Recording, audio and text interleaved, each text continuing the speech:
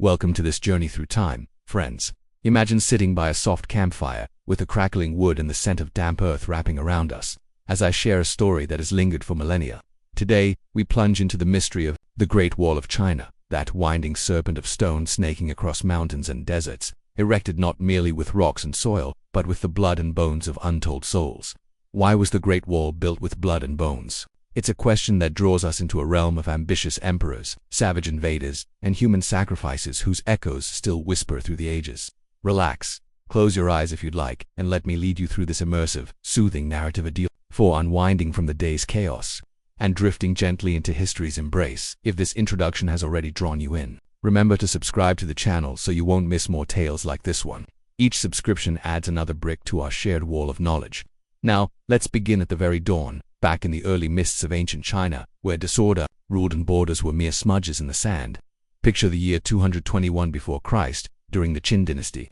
Emperor Qin Shi Huang, a visionary yet ruthless leader, had just unified the warring states that had torn each other apart for centuries, but peace was tenuous. To the north, the nomadic Zhongnu thundered like shadows on the wind, raiding villages and leaving only smoke and ruins behind.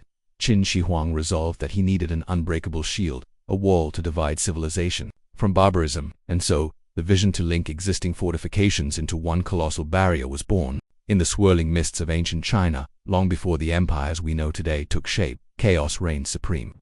Picture a land fractured into 7 warring states, each vying for dominance like wolves circling a wounded deer. This was the Warring States period, stretching from around 475 before Christ to 221 before Christ, a time when alliances shattered as quickly as they formed, and the air was thick with the clang of bronze swords and the cries of the fallen. Farmers toiled in fields that could become battlegrounds overnight, their simple lives appended by the ambitions of kings and generals.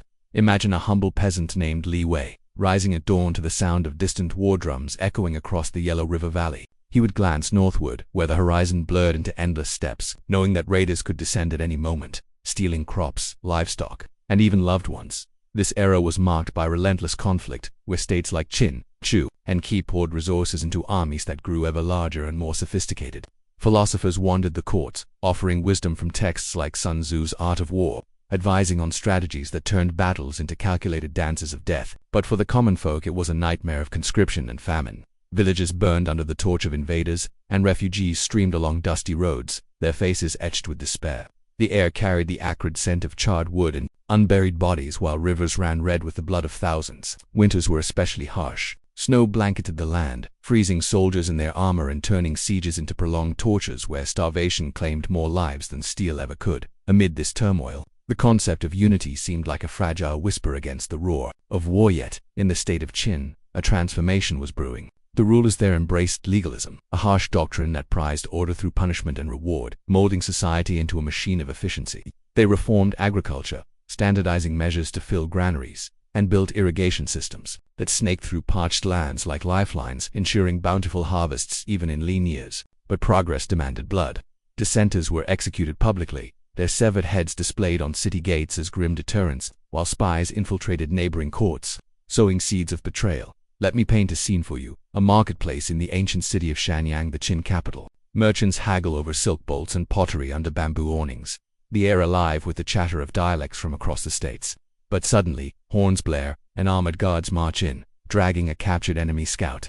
The crowd parts like waves before a storm, watching in hushed fear as the man is interrogated. His confessions, forced through pain, reveal plots of invasion, fueling the king's paranoia. Such moments were common, reminding everyone that trust was a luxury few could afford. Deeper into the palace halls, where incense curled lazily from bronze censers, advisors debated the future. They spoke of a China united, free from the perpetual strife that drained the people's spirit. But unity required a leader ruthless enough to impose it. Enter Yingzhang, who would become Qin Shi Huang, born in 259 before Christ. He inherited the throne at just 13, navigating a regency fraught with intrigue. Whispers tell of his early life, marked by the scandal of his mother's affair with a merchant who nearly usurped power. Yet Yingzhang survived, emerging as a will of iron. He crushed internal foes, executing rivals and consolidating control with an unyielding grip. As the wars escalated, Qin's armies swept eastward, employing crossbows that could pierce armor from hundreds of feet away, and siege ladders that breached the sturdiest fortifications. Imagine the siege of a walled city in Shao State, soldiers scaling ramparts under a barrage of boiling oil, their screams mingling with the thud of battering rams.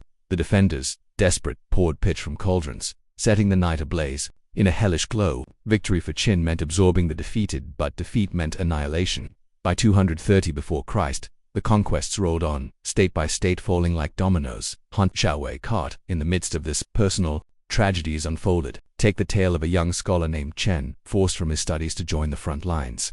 He dreamed of poetry under cherry blossoms, but reality thrust a halberd into his hands. Marching through rain-lashed mountains, he witnessed brothers fall to arrows that rained like monsoon drops.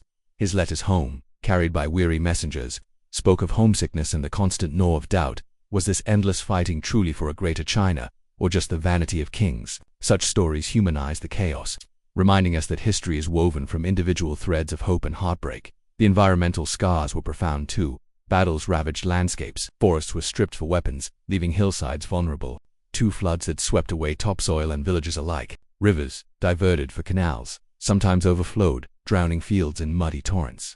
Wildlife fled the clamor, and the once fertile Loess Plateau began its slow degradation, a silent victim of human strife. Yet, amid the destruction, innovation sparked. Iron plows tilled deeper, and water wheels harnessed rivers' might, laying foundations for an empire. As the dust of the final campaigns settled in 221 before Christ, Yingzhang proclaimed himself Qin Shi Huangdi, the first emperor. He standardized writing, weights, and even axle widths for carts, binding the fractured land with invisible chains of uniformity. But the north loomed as a perpetual threat. The Zhongnu, fierce nomads on swift horses, raided with impunity, their arrows tipped with bone and their tactics fluid as the Gobi winds. These horsemen lived in felt tents, herding sheep across vast grasslands, unbound by walls or laws. Their incursions left border towns in ruins, captives dragged into slavery, and fear embedded in the hearts of settlers. Qin Shi Huang saw the need for defense. Existing walls from the state screwed earthen barriers erected against local foes the landscape, but they were disjointed, like broken sentences in an epic tale. His vision was grand: forge them into one continuous shield, spanning from the Bohai Sea to the Ordos Loop, over 2,000 miles of unforgiving terrain. This would protect the heartland, allowing trade to flourish and his dynasty to endure. But such a project demanded unimaginable toil. Workers were rounded up by the hundreds of thousands. Convicts, soldiers and civilians alike, torn from families with little warning. Imagine a father bidding tearful goodbye to his son, whispering promises of return as chains clinked in the cold air. The mobilization was swift. Edicts flew from the capital, enforcing labor under threat of death. The first sections rose near Lintao, where mountains met plains. Stones hauled by sledges and earth compacted layer by layer. Yet the human element persisted. Legends speak of Meng Jiangnu, a woman whose husband vanished into the wall's maw. She journeyed leagues to find him, her cries so poignant they caused a section to collapse, revealing bones within. Whether myth or memory, it captures the era's sorrow. As the sun set on this dawn of chaos, the stage was set for a construction that would etch itself into eternity with sweat, tears, and bones. The air hummed with purpose now, but the cost was mounting. Famines gripped regions, stripped of laborers, and murmurs of discontent stirred. Qin Shi Huang, ever vigilant, burned books to erase dissenting voices and buried scholars alive, their knowledge lost to flames and soil. But the wall pressed on, a symbol of his unbridled ambition. In quieter reflections, we see how this chaos birthed resilience. Villagers adapted, forging communities tighter amid adversity. Herbalists brewed remedies for the wounded, and storytellers preserved oral histories around hearthfires, their voices a balm against the night's terrors. The scent of jasmine tea mingled with the temps of sweat, offering fleeting peace. As we linger here, in this cradle of turmoil, feel the weight of those ancient struggles. They shaped a nation from fragments, setting the foundation for what would become one of history's most iconic monuments. But ambition's shadow lengthens, hinting at the trials to come. Relax into this tale. Let it unfold like a river finding its course. As the echoes of chaos faded into the dawn of a new era, one man's ambition rose like a colossus to reshape the world. Qin Shi Huang, born Yingzhang in 259 before Christ, entered a fractured realm where kings clashed like thunderclouds over the vast plains of China. Imagine him as a boy in the opulent yet treacherous halls of the Qin Palace, his eyes sharp with the fire of destiny. His father, King Zhuhengsheng, ruled briefly, but it was the merchant El Bue who maneuvered the shadows, whispering strategies that would propel young Zheng to power. Legends swirl around his birth. Some say El was his true father, a scandalous tale spun by rivals to tarnish his legacy. But truth or myth, it forged a ruler unyielding as the mountains he would one day command. Ascending the throne at 13, Amid a regency rife with plots, Qin Shi Huang navigated betrayal with ruthless precision. He crushed Lao Ai's rebellion in 238 before Christ, executing the usurper and his kin, their blood staining the earth as a warning. Embracing legalism, a philosophy of iron control, he reformed Qin into a war machine. Advisors like Li Si urged standardization, weights, measures, even the width of cart axles to bind the state in uniformity. Farms flourished under new irrigation canals snaking through arid lands. Granaries swelled and armies grew, armed with crossbows that whispered death from afar.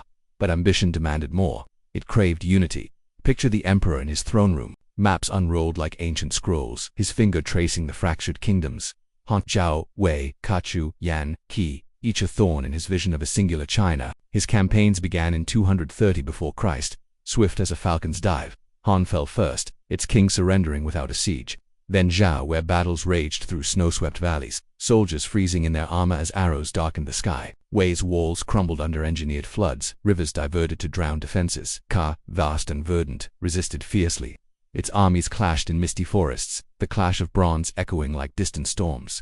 Yet Qin's discipline prevailed. Generals, like Wang Jian, outmaneuvering foes with feints and encirclements. Yan's prince sent the assassin Jing Kai in 227 before Christ, dagger hidden in a map, but Qin Shi Huang escaped, his paranoia deepening. Qi, the last, capitulated in 221 before Christ, its fields ripe but undefended.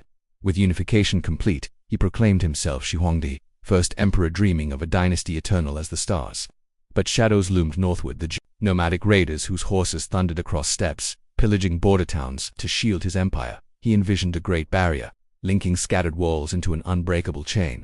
This ambition extended southward to conquering Yu tribes in humid jungles where vines tangled like serpents, expanding borders to modern Guangdong and Vietnam. Canals like the link linked rivers, fostering trade, while roads stretched like veins across the land. Yet his quest for immortality poisoned his mind. Alchemists brewed mercury elixirs, promising eternal life, but sowing the seeds of his downfall. Expeditions sailed with Sufu to mythical Mount Pengli, vanishing into legends. Some say they founded Japan. Ruthlessness defined him.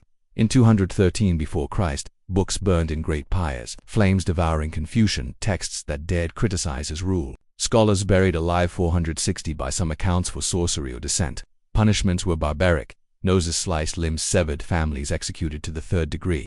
The air in Shanyang, his capital, carried the scent of incense masking fear. Markets bustling yet hushed with suspicion. Personal tales humanized the tyrant. Surviving assassinations, Jing Ke's blade, Gao Gianli's lead-weighted loot, Zheng Liang's iron cone. He retreated into paranoia, traveling unseen through tunnels, linking 270 palaces. A meteor's inscription foretold his doom, prompting mass executions. His mausoleum, begun in 246 before Christ, mobilized 700,000 workers to craft a subterranean world. Mercury rivers mimicking the Yangtze, crossbows guarding treasures, and the terracotta army at 1,000 clay soldiers, each face unique, standing eternal vigil. But ambition's cost mounted. Taxes crushed peasants. Conscription tore families. Famines gnawed at the edges. The Great Wall's genesis demanded untold labor. Workers hauled from fields to frozen frontiers. Imagine a farmer, calloused hands gripping a plow, suddenly chained, and marched north, his wife's tears blending with autumn rains. Such was the human toll of vision. In quieter moments, reflect on his legacy: a united China, script standardized currency, unified foundations enduring millennia. Mao Zedong, later, praised him, boasting of surpassing his burials. Yet, Confucian historians branded him tyrant, compiling 10 crimes of oppression. That as we delve deeper, feel the warmth of this tale wrapping around you, like a soft blanket on a cool evening. Qin Shi Huang's ambition built an empire, but at what price? Let it unfold gently, drawing you into history's embrace. The drive for immortality led to folly. Ingesting mercury, he weakened, dying in 210 before Christ on a tour. His body secreted back amid fish to mask decay. His second son, Hu Hai, manipulated by eunuch Xiao Gao, ascended as Shi Huangdi. But tyranny escalated, sparking revolts. The wall, his crowning ambition, stood as testament, yet its builder's bones whispered of hubris. Personal ambition intertwined with national fate. A concubine, perhaps, watching from silk-draped chambers, pondered the emperor's isolation, his heart armored like his troops, or a guard, standing sentinel, feeling the weight of loyalty amid growing unrest. Environmental visions, he planted trees along roads, greening the land, but deforestation for projects scarred hills. Wildlife retreated, rivers altered course. Yet innovations like the straight sword advanced warfare. In the palace gardens, lotus ponds reflected moonlight, a rare serenity where ambition paused. Advisors bowed, scrolls detailing conquests, but whispers of overreach circulated. His unification quelled wars, ushering relative peace, trade blooming along new paths. Silken spices flowed, cultures mingled subtly, but the North called the wall's extension was his response, a physical manifestation of inner drive. Workers' laments carried on winds, blending with hoarse whinnies of approaching foes. Relax now. As this chapter closes, sensing ambition's dual-edged creator and destroyer, the Emperor's shadow stretches long, inviting us to the next unfoldings. Now, with the warring states subdued, the unification under Qin Shi Huang marked a pivotal shift, weaving disparate threads into a single tapestry. The period, from 475 to 221 before Christ, had been a cauldron of conflict. 7 kingdoms, Kuki, Yanshao, Weihong clawing for supremacy. Imagine the landscape, rolling hills scarred by battles, rivers choked with the fallen air, thick with the smoke of besieged cities. Farmers like Zhang, tilling lower soil under uncertain skies, knew peace as a fleeting dream. War drums could summon them at any dawn.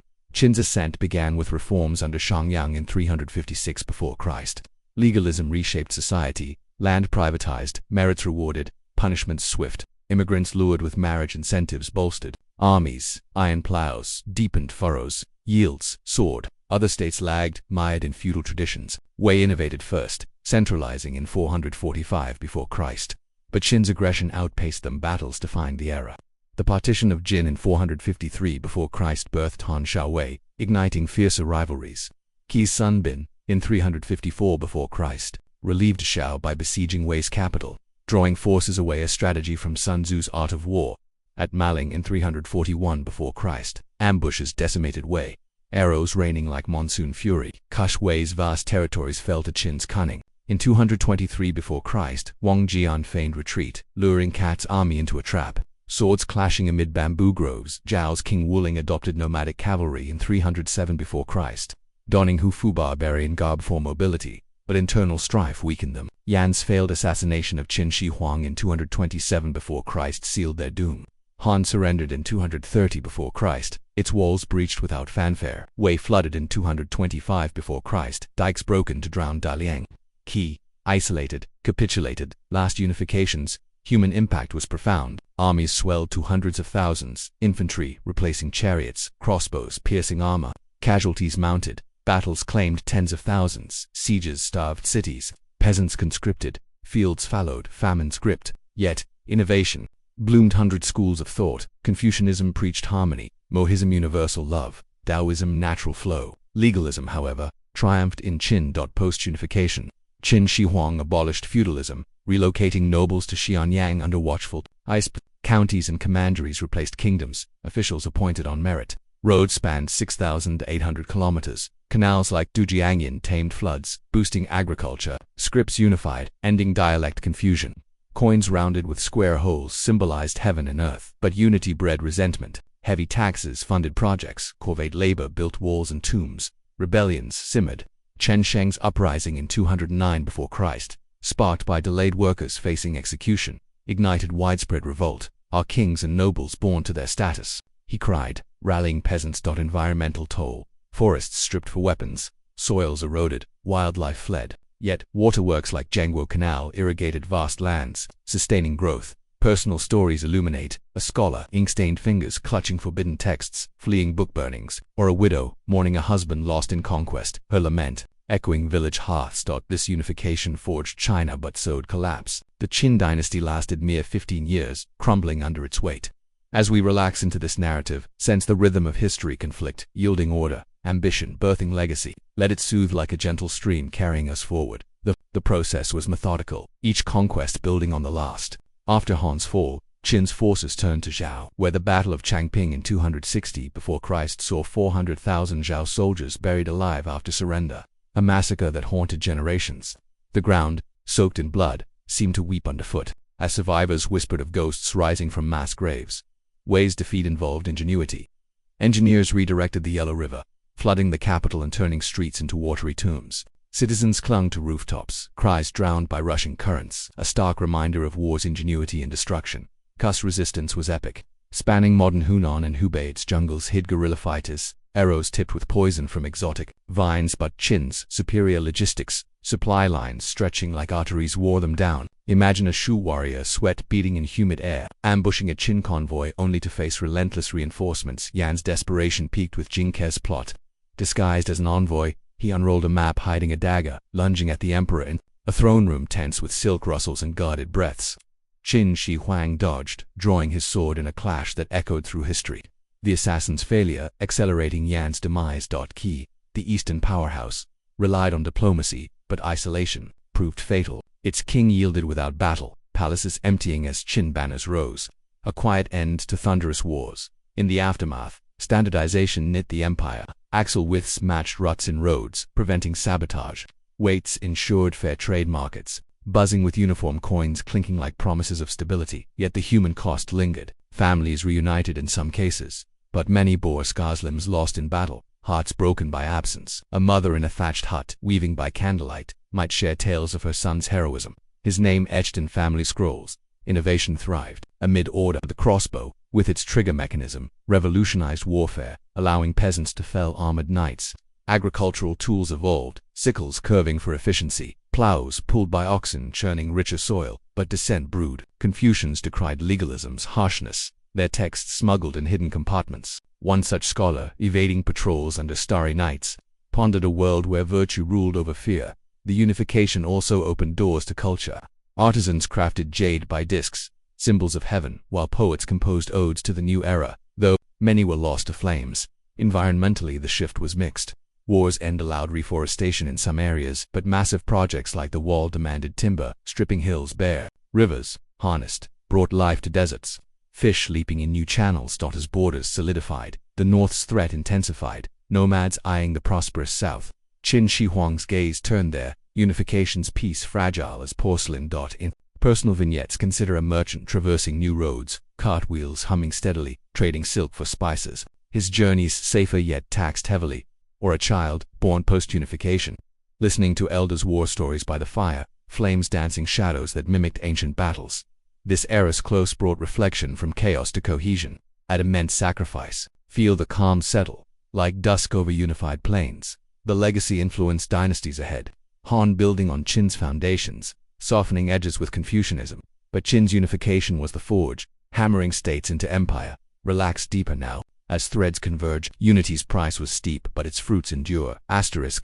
From the unified heartland, gaze northward to where shadows danced on endless grasslands, the domain of the Zhongnu, fierce nomads whose raids haunted China's borders. These steppe warriors, emerging around the 3rd century before Christ, roamed from Mongolia to Siberia, their felt yurts dotting vast plains like scattered stones. Imagine their life: horses galloping under wide skies, herds of sheep trailing dust, the scent of mutton roasting over dung fires. Society hierarchical, led by the Chanyu, with left and right kings commanding flanks like an eternal army. Shamanism guided them. Spirits whispered in winds. Tengri, the sky god overseeing all. Military prowess defined them. Cavalry masters, it struck like lightning, arrows fletched with eagle feathers piercing from horseback. Tactics fluid, feints, encirclements, sieges. In 200 before Christ, Modu Chanyu trapped Han Emperor Gaozu at Bedtime, forcing tribute silk, wine princesses and Hecan treaties. Raids devastated, villages torched, captives enslaved, crops raised. Winters amplified terror. Frozen rivers became highways for invasions, hooves cracking ice like thunder.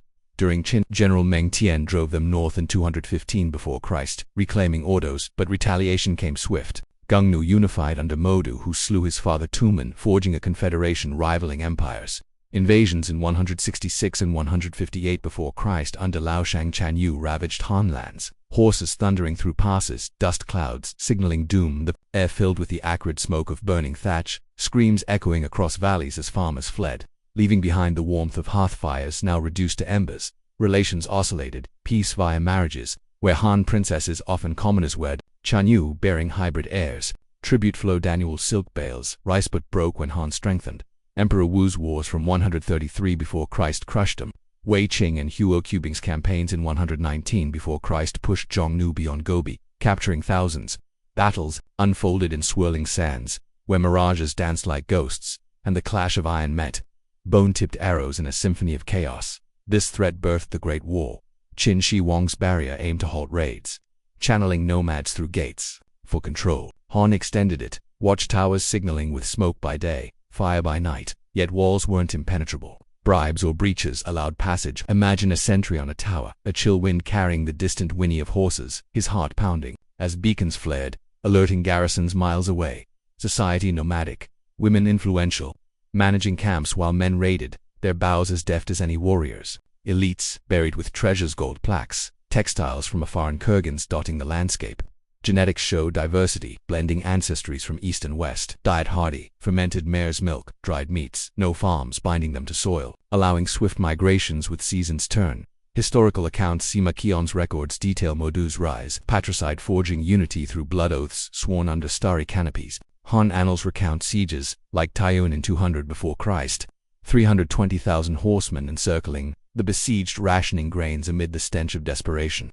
Envoys crossed lines, silk robes brushing grass, negotiating uneasy pieces that frayed like worn reins. Influence profound walls, extensions into deserts, mountains, a direct response to their mobility. The split in 48 after Christ into northern and southern factions, southern allied with Han, northern defeated by 91 after Christ marked decline, but echoes lingered in later nomads like Mongols, trade intertwined foes.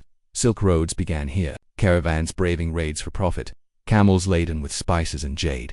Vivid tale, a border farmer named Hao, hearth warm with millet porridge, jolted by Hornsionu raiders descending, arrows whistling like angry bees, families scattered in chaos. He grabs a pitchfork, heart racing, as shadows engulf his hut, the night alive with flames and cries. Such moments capture the terror, humanizing the shadows that propelled empires to build defenses of stone and sacrifice. Environment shaped them.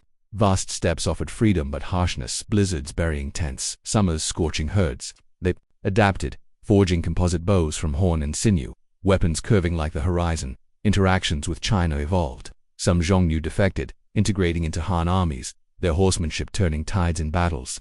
Cultural exchanges subtle. Chinese adopted stirrups, perhaps from nomads, revolutionizing cavalry. Gongnu art animal motifs in gold-influenced imperial designs, beasts twisting in eternal hunts. Yet, fear dominated narratives.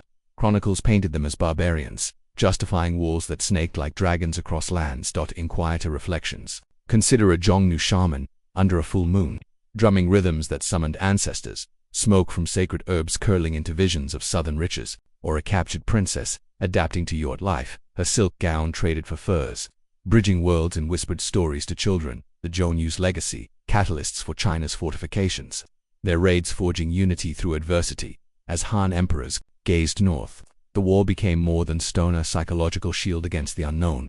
Relax into this chapter's shadows, feeling the vastness of steppes, the thrill of the ride. These nomads, unbound and fierce, remind us of freedom's edge, where civilization meets the wild, but threats bred innovation. Scouts on walls, eyes straining into dusk, where dust plumes heralded approach.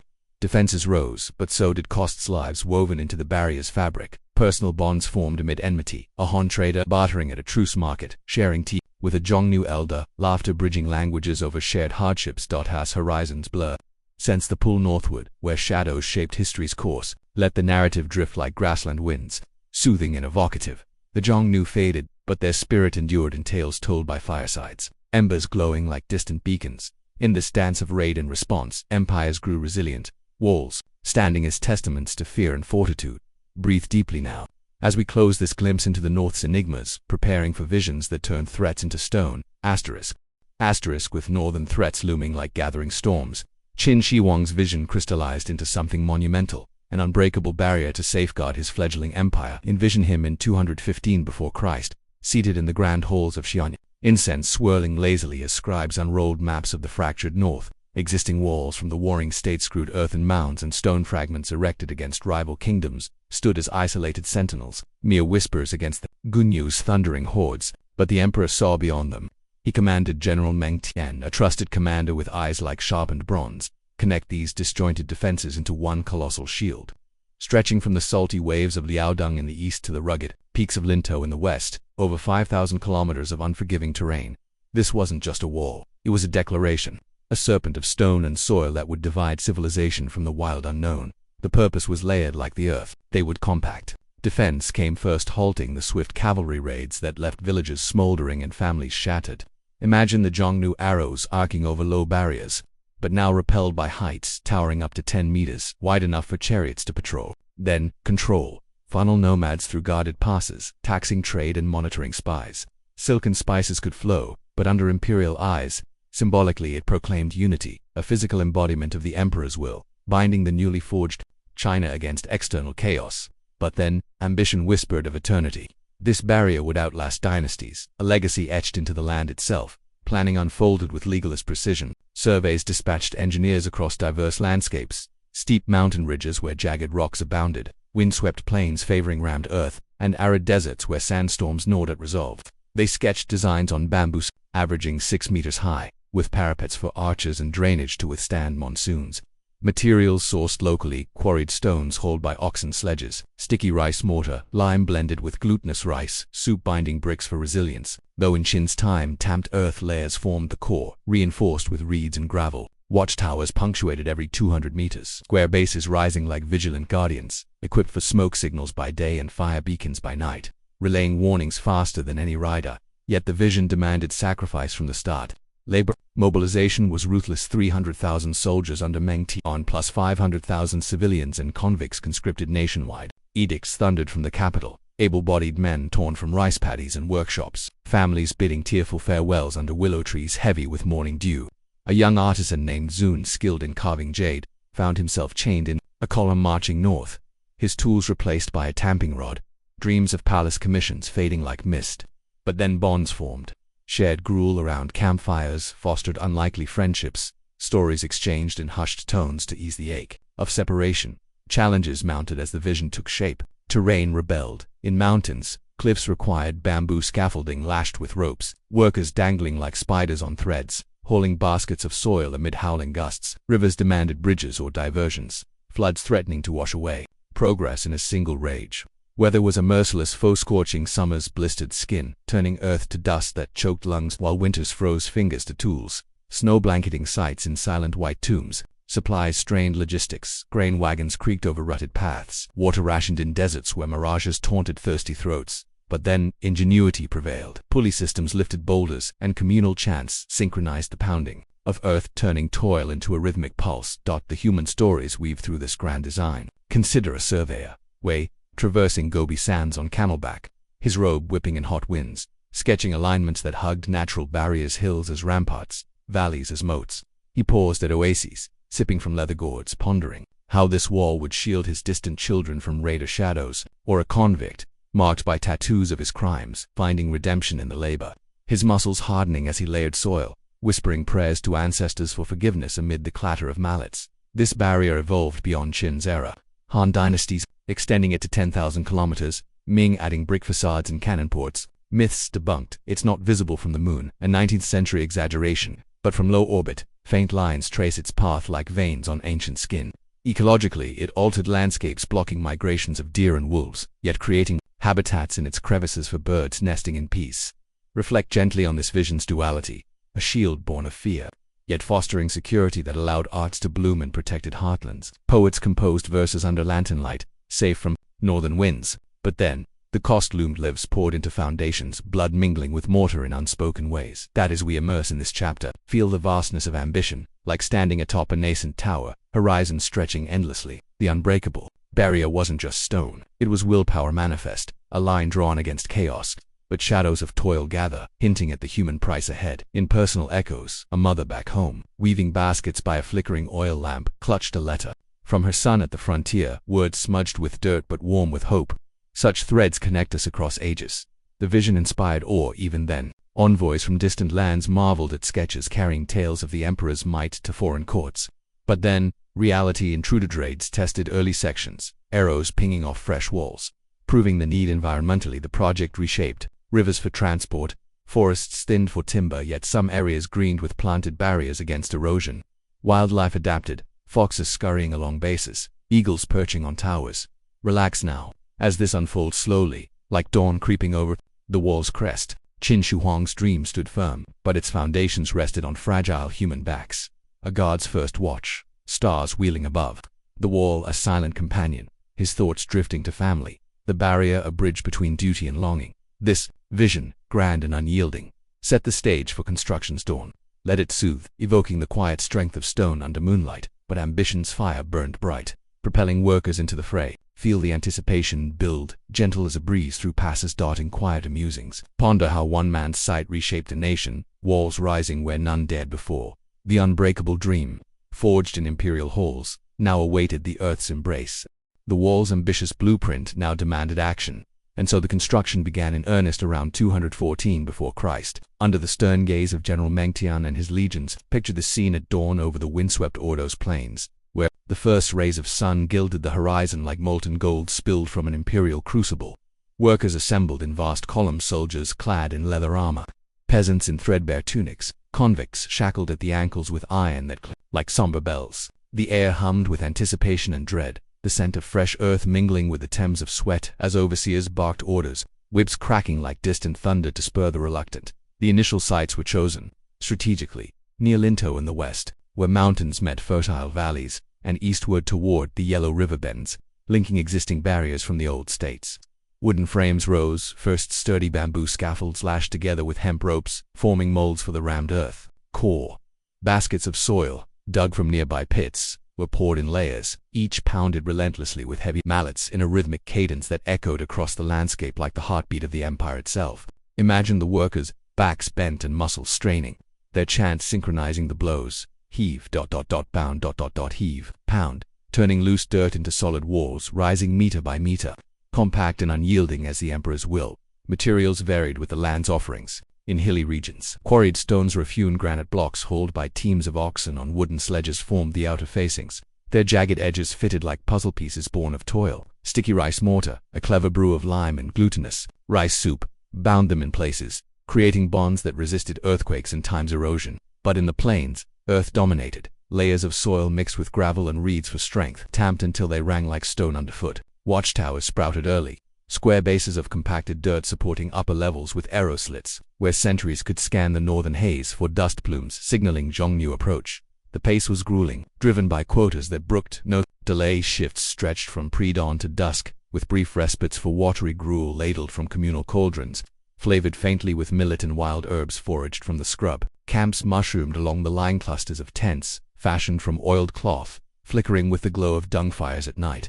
Here, amid the crackle of flames, workers shared tales to ease the burden, a farmer reminiscing about his villages, cherry blossoms, petals falling like snow in spring, or a convict spinning yarns of lost loves to distract from blistered hands and aching spines. But then, hardship struck. Accidents claimed live scaffolds collapsing in sudden gusts, sending men tumbling into voids.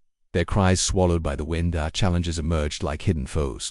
Terrain rebelled in the west, where rocky outcrops required blasting with fire and water-heated stones cracked with cold splashes to clear paths. Rivers posed puzzles.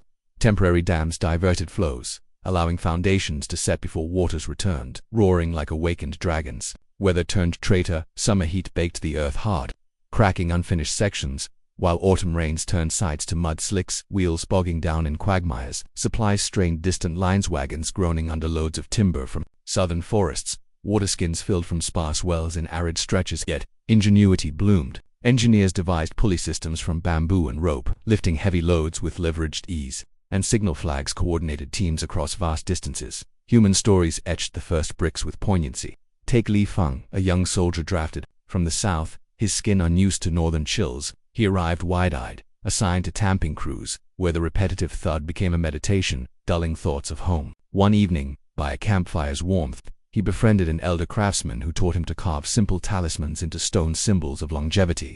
Hoped to ward off the project's curse, but then, tragedy visited. A collapse buried comrades, their muffled pleas haunting survivors as rescuers dug frantically with bare hands. Emerging dust-caked and hollow-eyed. Progress mounted steadily. By the end of the first year, sections spanned dozens of kilometers, snaking over gentle rises, their crests patrolled by archers testing bows against imaginary foes. Beacons were lit in trials, smoke curling skyward in coded puffs. 2 for scouts sighted, 3 for imminent raid, relaying messages faster than galloping couriers. The wall began to live, not just as structure but as sentinel, its presence altering the land. Wildlife paths diverted, birds nesting in crevices, the earth itself seeming to exhale in relief or exhaustion. Yet the toll whispered of darker foundations. Bodies of the fallen, exhausted workers succumbing to fever or injury were often interred nearby, fueling grim legends that the wall stood on bones, their spirits bound to eternal guard. Overseers enforced discipline harshly. Laggards faced lashes or worse, public executions serving as stark lessons, heads displayed on pikes amid the rising barriers. In quieter moments, reflect on this inception, a monument birthed from dirt and determination, symbolizing unity but sown with sorrow. Workers found solace in small rituals, sharing fermented sorghum under starlit skies, voices low in songs of resilience, melodies carrying dreams of return. As construction spread, families back home felt the void.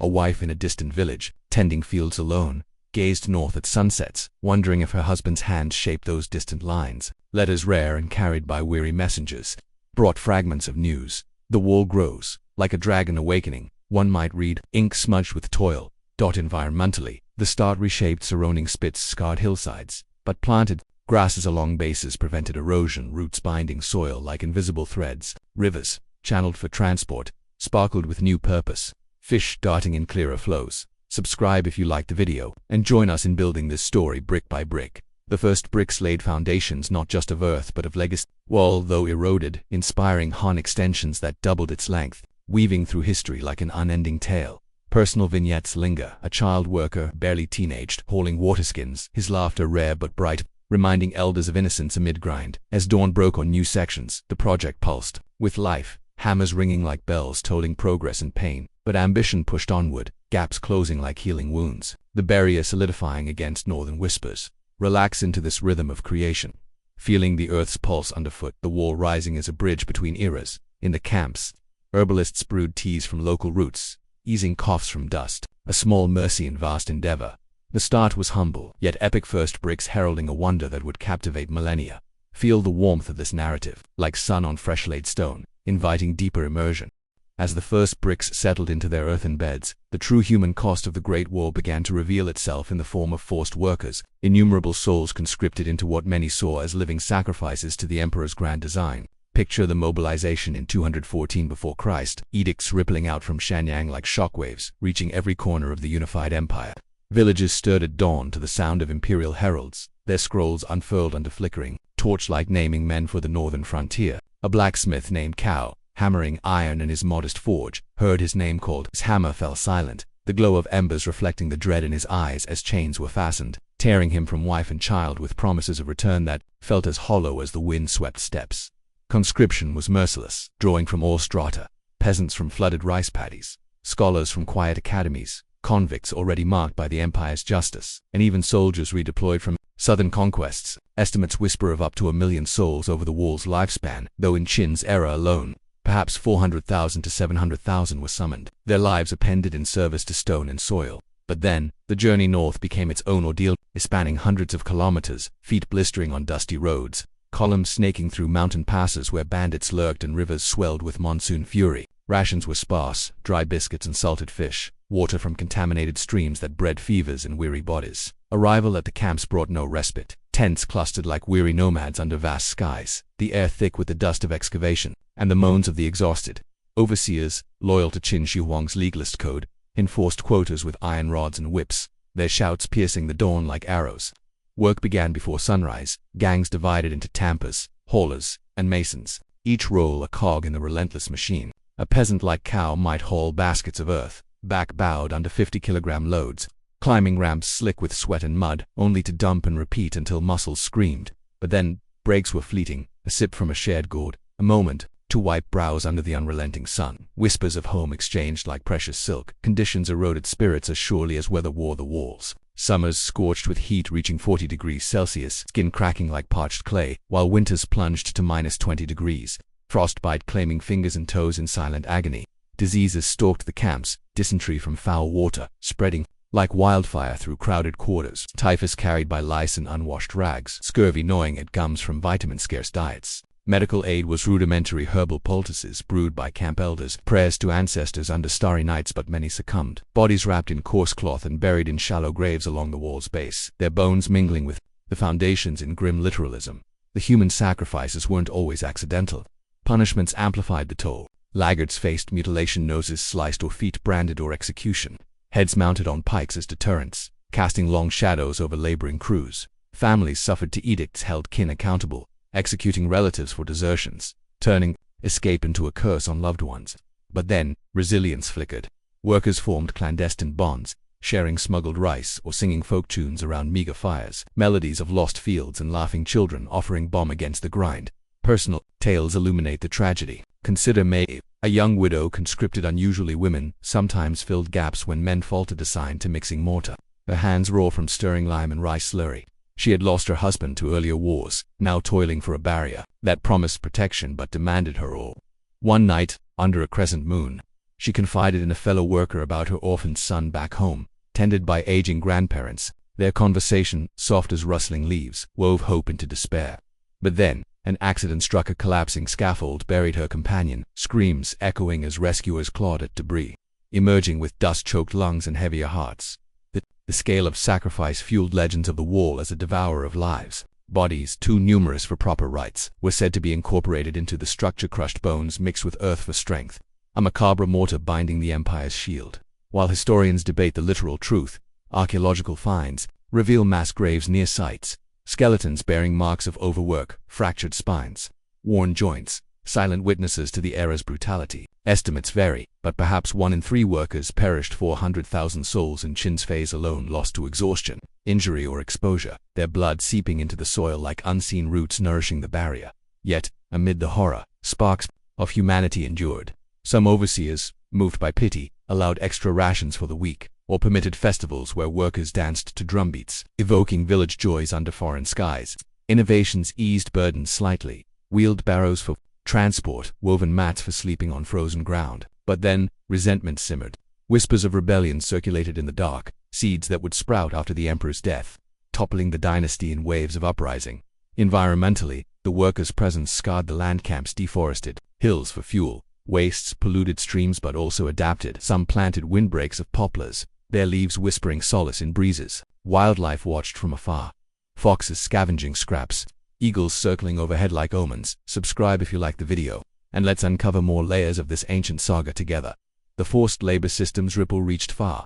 Villages depleted. Of men faced famines, women shouldering plows in muddied fields, children growing wild without father's guidance. A letter from the front, carried by a limping courier, might bring news: I build for our future. But ink couldn't hide the weariness. In reflection, these sacrifices forged not just a war, but a nation's spine. Endurance born of suffering, echoing through time. Feel the weight gently, like a hand on stone warmed by sun, connecting us to those forgotten builders. But ambition's machine ground on. Workers' laments lost in the thud of mallets, the wall rising as testament to human limits pushed beyond personal echoes. An elder worker, sharing wisdom by firelight, teaching young ones knots for ropes. His story is a thread of continuity amid breakage.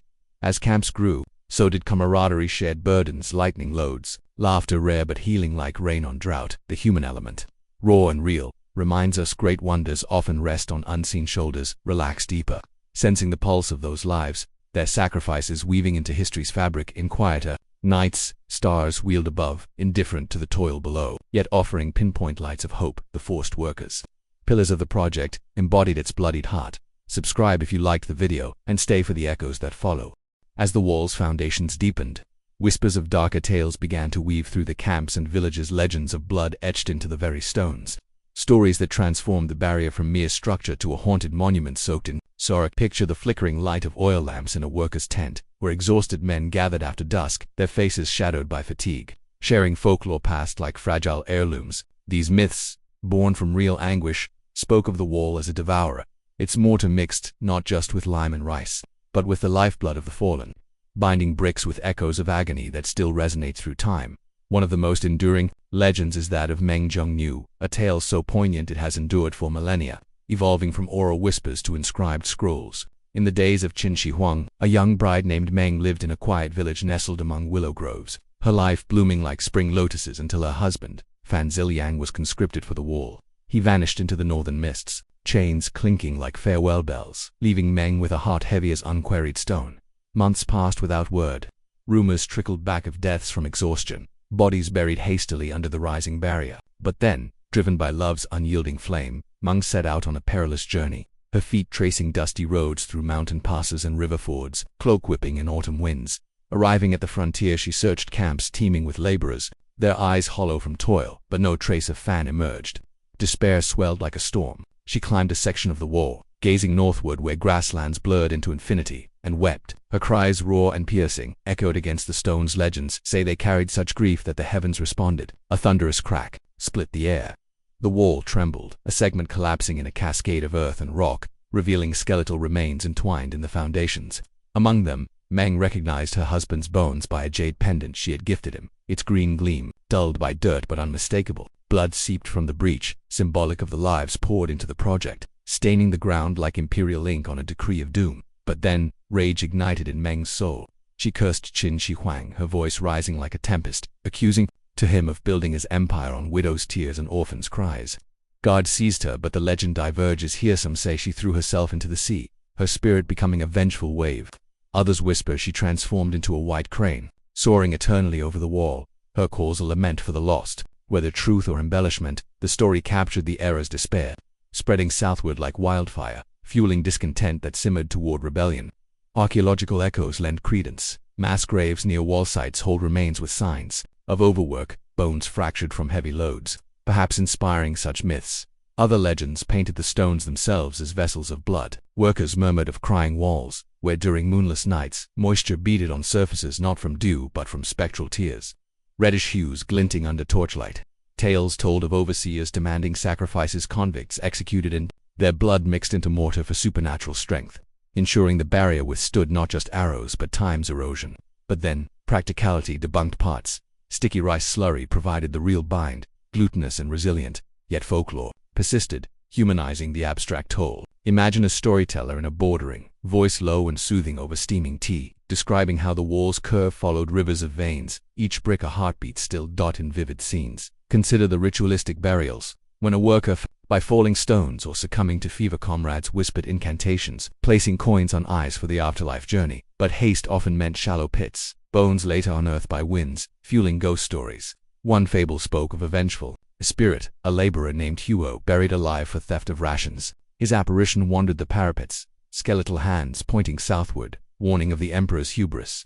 Guards reported chills on patrols, shadows lengthening unnaturally, whispers urging desertion. But then, these tales offered comfort too. Carved protective amulets into hidden stones, symbols warding evil, turning fear into quiet defiance. The legends extended to natural phenomena. Earthquakes rattling sections were deemed the unrest of entombed souls, ground heaving like breaths from below.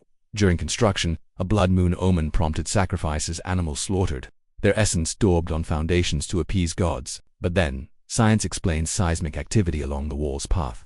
From tectonic shifts, but myths wove it into narrative. Blood and stones symbolizing the project's vampiric drain on the populace. Personal threads enriched these stories. A grandmother in a thatched hut, rocking her grandchild, might recount Meng's weep to teach endurance, the child's wide eyes reflecting firelight as the tale unfolded like a scroll. Or a merchant on silk roads, bartering at war gates, sharing variants with nomads, blending cultures' Yongnu versions, portraying the wall as a cursed dragon, its scales stained red from devoured builders. These legends influenced history. Post-Qin Han emperors softened labor, perhaps heeding the folklore's warnings, extending the wall with less brutality. Literature immortalized them, poems in the Shijing echoing grief, operas dramatizing Meng's journey with haunting melodies. Modern echoes persist, festivals reenact her search, lanterns floating like spirits over rivers. Subscribe if you like the video, and let's delve deeper into these timeless whispers together. Environmentally, the myths mirrored scars deforested, hills bleeding soil into valleys, like the blood of legends. Wildlife in tales became omens, wolves howling as souls' cries, birds avoiding cursed sections, but ambition's shadow lingered. Legends warned of overreach, yet the wall endured, stones, silent witnesses. Relax into these stories, feeling their evocative pull, like mist over ancient battlements. In quieter reflections, ponder how blood and stone symbolizes sacrifice, connecting past pains to present peace. The legends, vivid and haunting, humanized the monument, turning cold rock into warm narrative. As night fell on camps, storytellers' voices faded, but the tales lived on, etched eternally. The blood's legacy, a wall not just built but bled for, its myths a soothing balm over history's wounds. Amid the rising dust and the ceaseless thud of mallets against earth, the camps along the Great Wall became worlds unto themselves, harsh microcosms where the dour life of laborers unfolded day after relentless day, a tapestry of sweat, solidarity, and silent suffering under the vast northern skies. Imagine waking before dawn in one of these makeshift settlements. the chill air biting like a nomad's arrow as horns blared from watchtowers, rousing thousands from thin straw mats laid on frozen ground. Tents of oiled canvas flapped in the wind like weary flags, clustered around central fires where embers glowed faintly, the scent of burning dung mingling with the earthy musk of unwashed bodies and boiling gruel. This was the rhythm of existence for the workers, a cycle as unyielding as the barrier they built, where survival demanded resilience forged in the fires of adversity. The camps sprawled like nomadic villages reborn in stone's shadow, housing anywhere from hundreds to thousands, depending on the section's demands. In the western reaches near Linto, where mountains loomed like ancient guardians, sites hugged narrow valleys, tents wedged between boulders, while eastern plains allowed sprawling expanses dotted with supply wagons and tool sheds hammered from scavenged wood. Overseers' quarters stood apart, sturdier structures with bamboo frames and felt roofs, lit by oil lamps that cast long shadows over maps and quota ledgers. But for the common laborer, shelter was rudimentary. Shared tents for 10 or more floors, packed with dirt to ward off damp, personal belongings limited to a rolled blanket and perhaps a carved wooden amulet for luck. Whispered prayers offered to ancestors before sleep claimed exhausted forms. Daily life began with the muster, lines forming in pre-dawn gloom for roll call, names barked by foremen with scrolls in hand, absences noted with grim efficiency, deserters hunted like prey, their fates serving as cautionary tales around evening fires. Breakfast was sparse, a ladle of millet porridge thinned with water, sometimes flecked with wild greens foraged from scrubby hillsides, eaten hastily from wooden bowls while the sun crested the horizon, painting the walls silhouette in golden hues. But then, work commenced without pause. Gangs assigned to tasks, some digging foundation trenches with iron spades that blistered palms, others hauling stones in woven baskets balanced on shoulders raw from chafing straps, the air filled with grunts and the creak of wheelbarrows over rutted paths. The toil was backbreaking, shifts stretching 12 hours or more, bodies pushed to limits under the watchful eyes of guards patrolling with spears glinting in sunlight. In summer's heat, temperatures soared to 35 degrees Celsius, sweat stinging, eyes and soaking tunics to clammy second skins. Dehydration, a constant shadow as water rations drawn from distant wells or diverted streams were doled out sparingly. Gourds passed hand to hand like sacred vessels. Winters brought opposite torments, blizzards howling through passes, snow piling against tent walls, fingers numbed to uselessness around tool handles, frostbite blackening toes in boots worn thin. Accidents lurked everywhere, a misstep on scaffolding, sending a man plummeting, cries cut short, collapsing earth, burying tampers alive, frantic digs revealing faces caked in mud, eyes wide with final terror. Yet, amid the dura, flickers of humanity persisted, bonds formed in shared misery, a group of peasants from the same southern village huddling together, exchanging jokes in local dialects to lighten loads, laughter bubbling like rare springs in desert sands.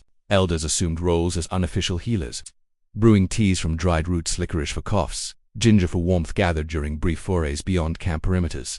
Women, though fewer, contributed mightily, some conscripted as cooks or mortar mixers, their presence a reminder of home, stirring pots of stew with wild onions and occasional meat from hunted rabbits, aromas offering fleeting comfort against the grind. Personal stories painted the camps with vivid strokes. Take Jion, a former fisherman from the Yangtze banks, thrust into this alien north, unused to the dry winds that chapped lips and cracked skin. He adapted by bartering fishhooks for warmer furs from passing traders, his evenings spent mending nets repurposed as hammocks for the infirm. One stormy night, as rain lashed tents into sodden heaps, Jion shared tales of river spirits with wide-eyed youths, his voice a soothing murmur over the patter, weaving dreams of flowing waters to drown the wall's oppressive weight. But then, hardship struck, a fever swept the camp, claiming his tent-mate body carried out at dawn wrapped in burlap, a shallow grave dug under overseers' indifferent gaze, leaving Jian to whisper eulogies alone under starlit skies. Subscribe if you liked the video, and let's keep exploring these hidden worlds together. Leisure was scarce, but evenings brought reprieve around communal fires, flames crackling with sparks that danced like fleeting hopes. Workers played simple games, dice carved from bone, wagered on meager possessions or sang ballads of lost loves, melodies carrying on breezes to mingle with distant wolf howls. Trade trickled in, merchants with carts of salt and cloth, bartering for laborers' trinkets, their visits breaking monotony like oases in endless toil. But discipline loomed. Infractions, stealing rations or shirking duties met swift punishment, lashes that left backs striped like tiger hides, or isolation in stockades where cold nights amplified regrets.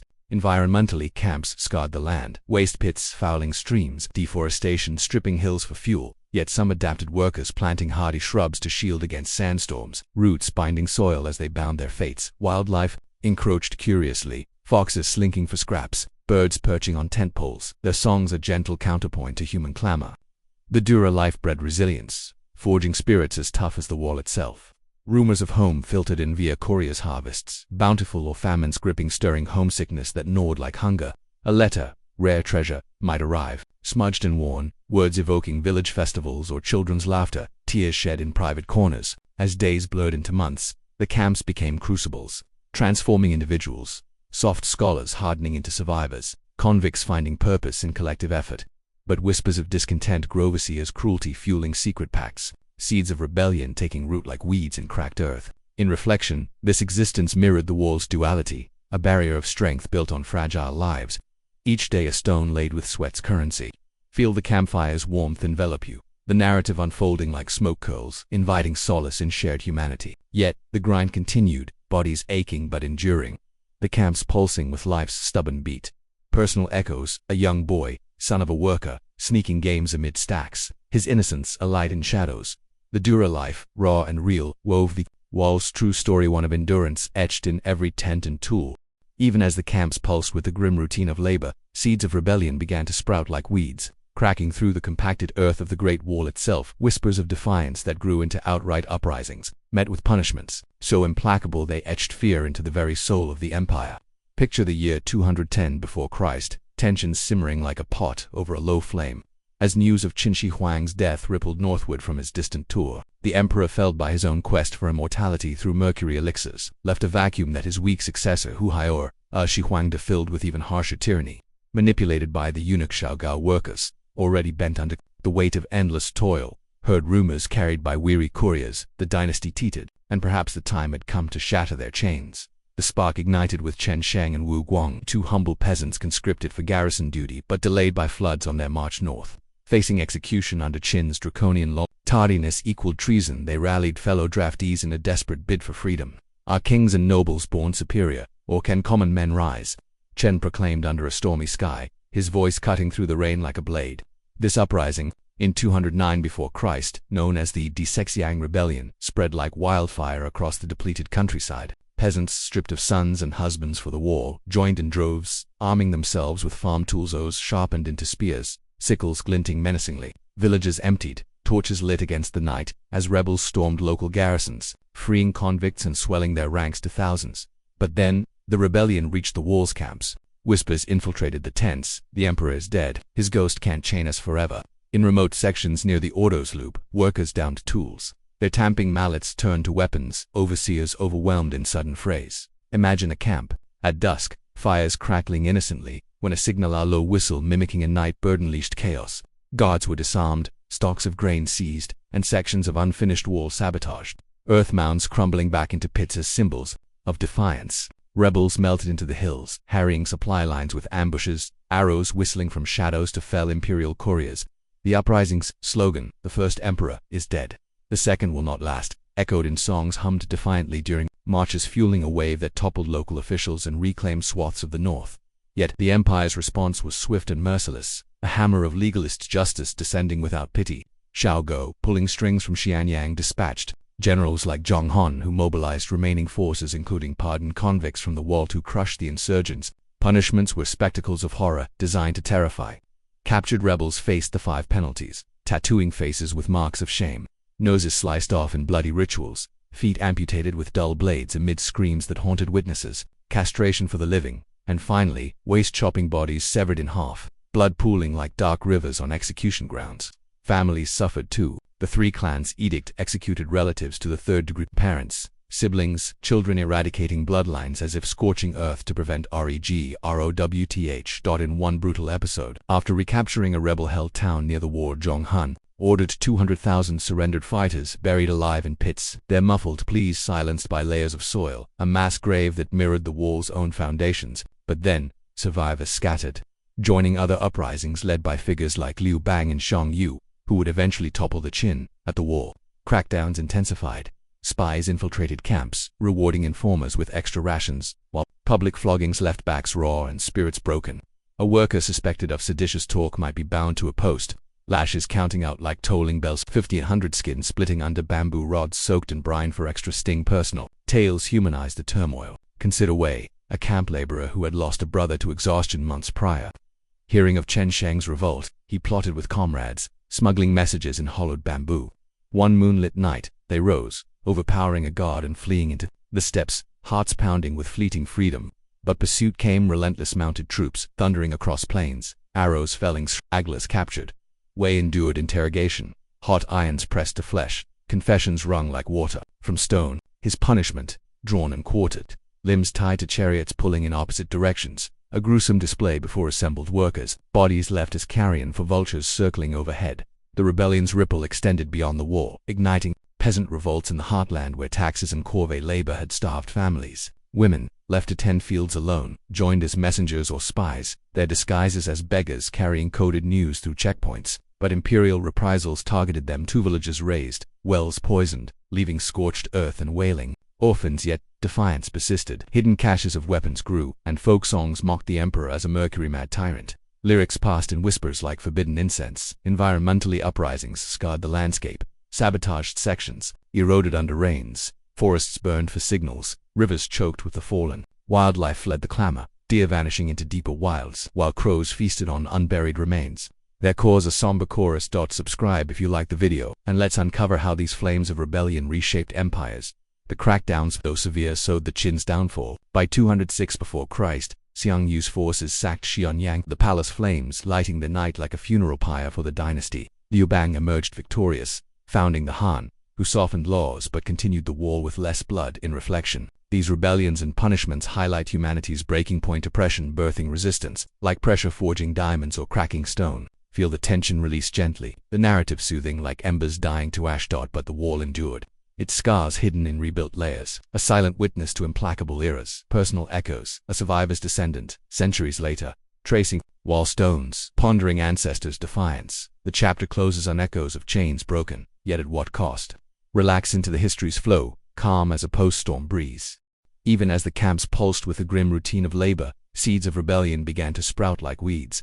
Cracking through the compacted earth of the Great Wall itself, whispers of defiance that grew into outright uprisings. Met with punishments so implacable they etched fear into the very soul of the empire. Picture the year 210 before Christ, tension simmering like a pot over a low flame. As news of Qin Shi Huang's death rippled northward from his distant tour, the emperor, felled by his own quest for immortality through mercury elixirs, left a vacuum that his weak successor Hu Haiora Shi Wangde filled with even harsher tyranny. Manipulated by the eunuch Xiao Gao workers, already bent under the weight of endless toil, heard rumors carried by weary couriers, the dynasty teetered, and perhaps the time had come to shatter their chains. The spark ignited with Chen Sheng and Wu Guang, 2 humble peasants conscripted for garrison duty but delayed by floods on their march north. Facing execution under Qin's draconian laws, tardiness equaled treason. They rallied fellow draftees in a desperate bid for freedom. Are kings and nobles born superior, or can common men rise? Chen proclaimed under a stormy sky, his voice cutting through the rain like a blade. This uprising, in 209 before Christ, known as the Desexiang Rebellion, spread like wildfire across the depleted countryside. Peasants, stripped of sons and husbands for the wall, joined in droves, arming themselves with farm tools, hoes, sharpened into spears, sickles glinting menacingly. Villages emptied, torches lit against the night, as rebels stormed local garrisons, freeing convicts and swelling their ranks to thousands. But then, the rebellion reached the wall's camps. Whispers infiltrated the tents. The emperor is dead. His ghost can't chain us forever.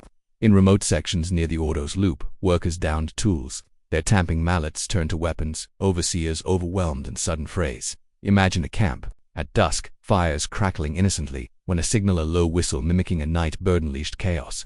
Guards were disarmed, stocks of grain seized, and sections of unfinished wall sabotaged. Earth mounds crumbling back into pits as symbols of defiance. Rebels melted into the hills, harrying supply lines with ambushes, arrows whistling from shadows to fell imperial couriers. The uprising's slogan, "The first emperor is dead, the second will not last," echoed in songs hummed defiantly during marches, fueling a wave that toppled local officials and reclaimed swaths of the north. Yet the empire's response was swift and merciless, a hammer of legalist justice descending without pity.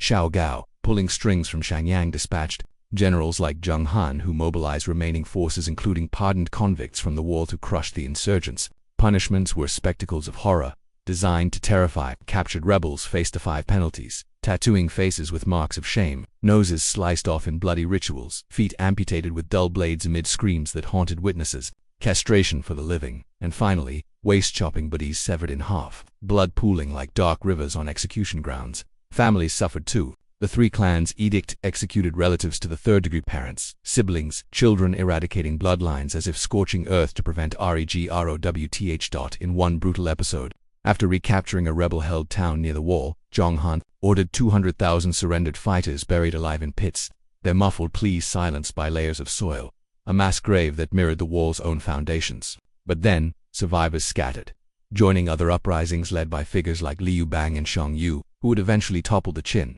At the wall, crackdowns intensified. Spies infiltrated camps, rewarding informers with extra rations, while public floggings left backs raw and spirits broken. A worker suspected of seditious talk might be bound to a post, lashes counting out like tolling bells. 50.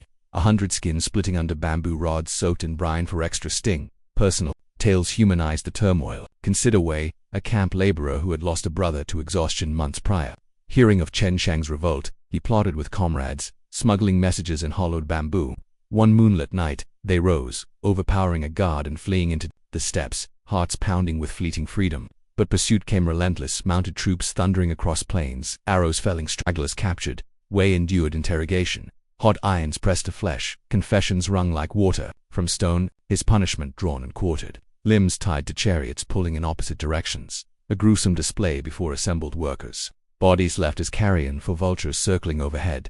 The rebellion's ripple extended beyond the wall, igniting peasant revolts in the heartland where taxes and corvée labor had starved families. Women left to tend fields alone, joined as messengers or spies, their disguises as beggars carrying coded news through checkpoints. But imperial reprisals targeted them to villages razed, wells poisoned, leaving scorched earth and wailing orphans, yet defiance persisted.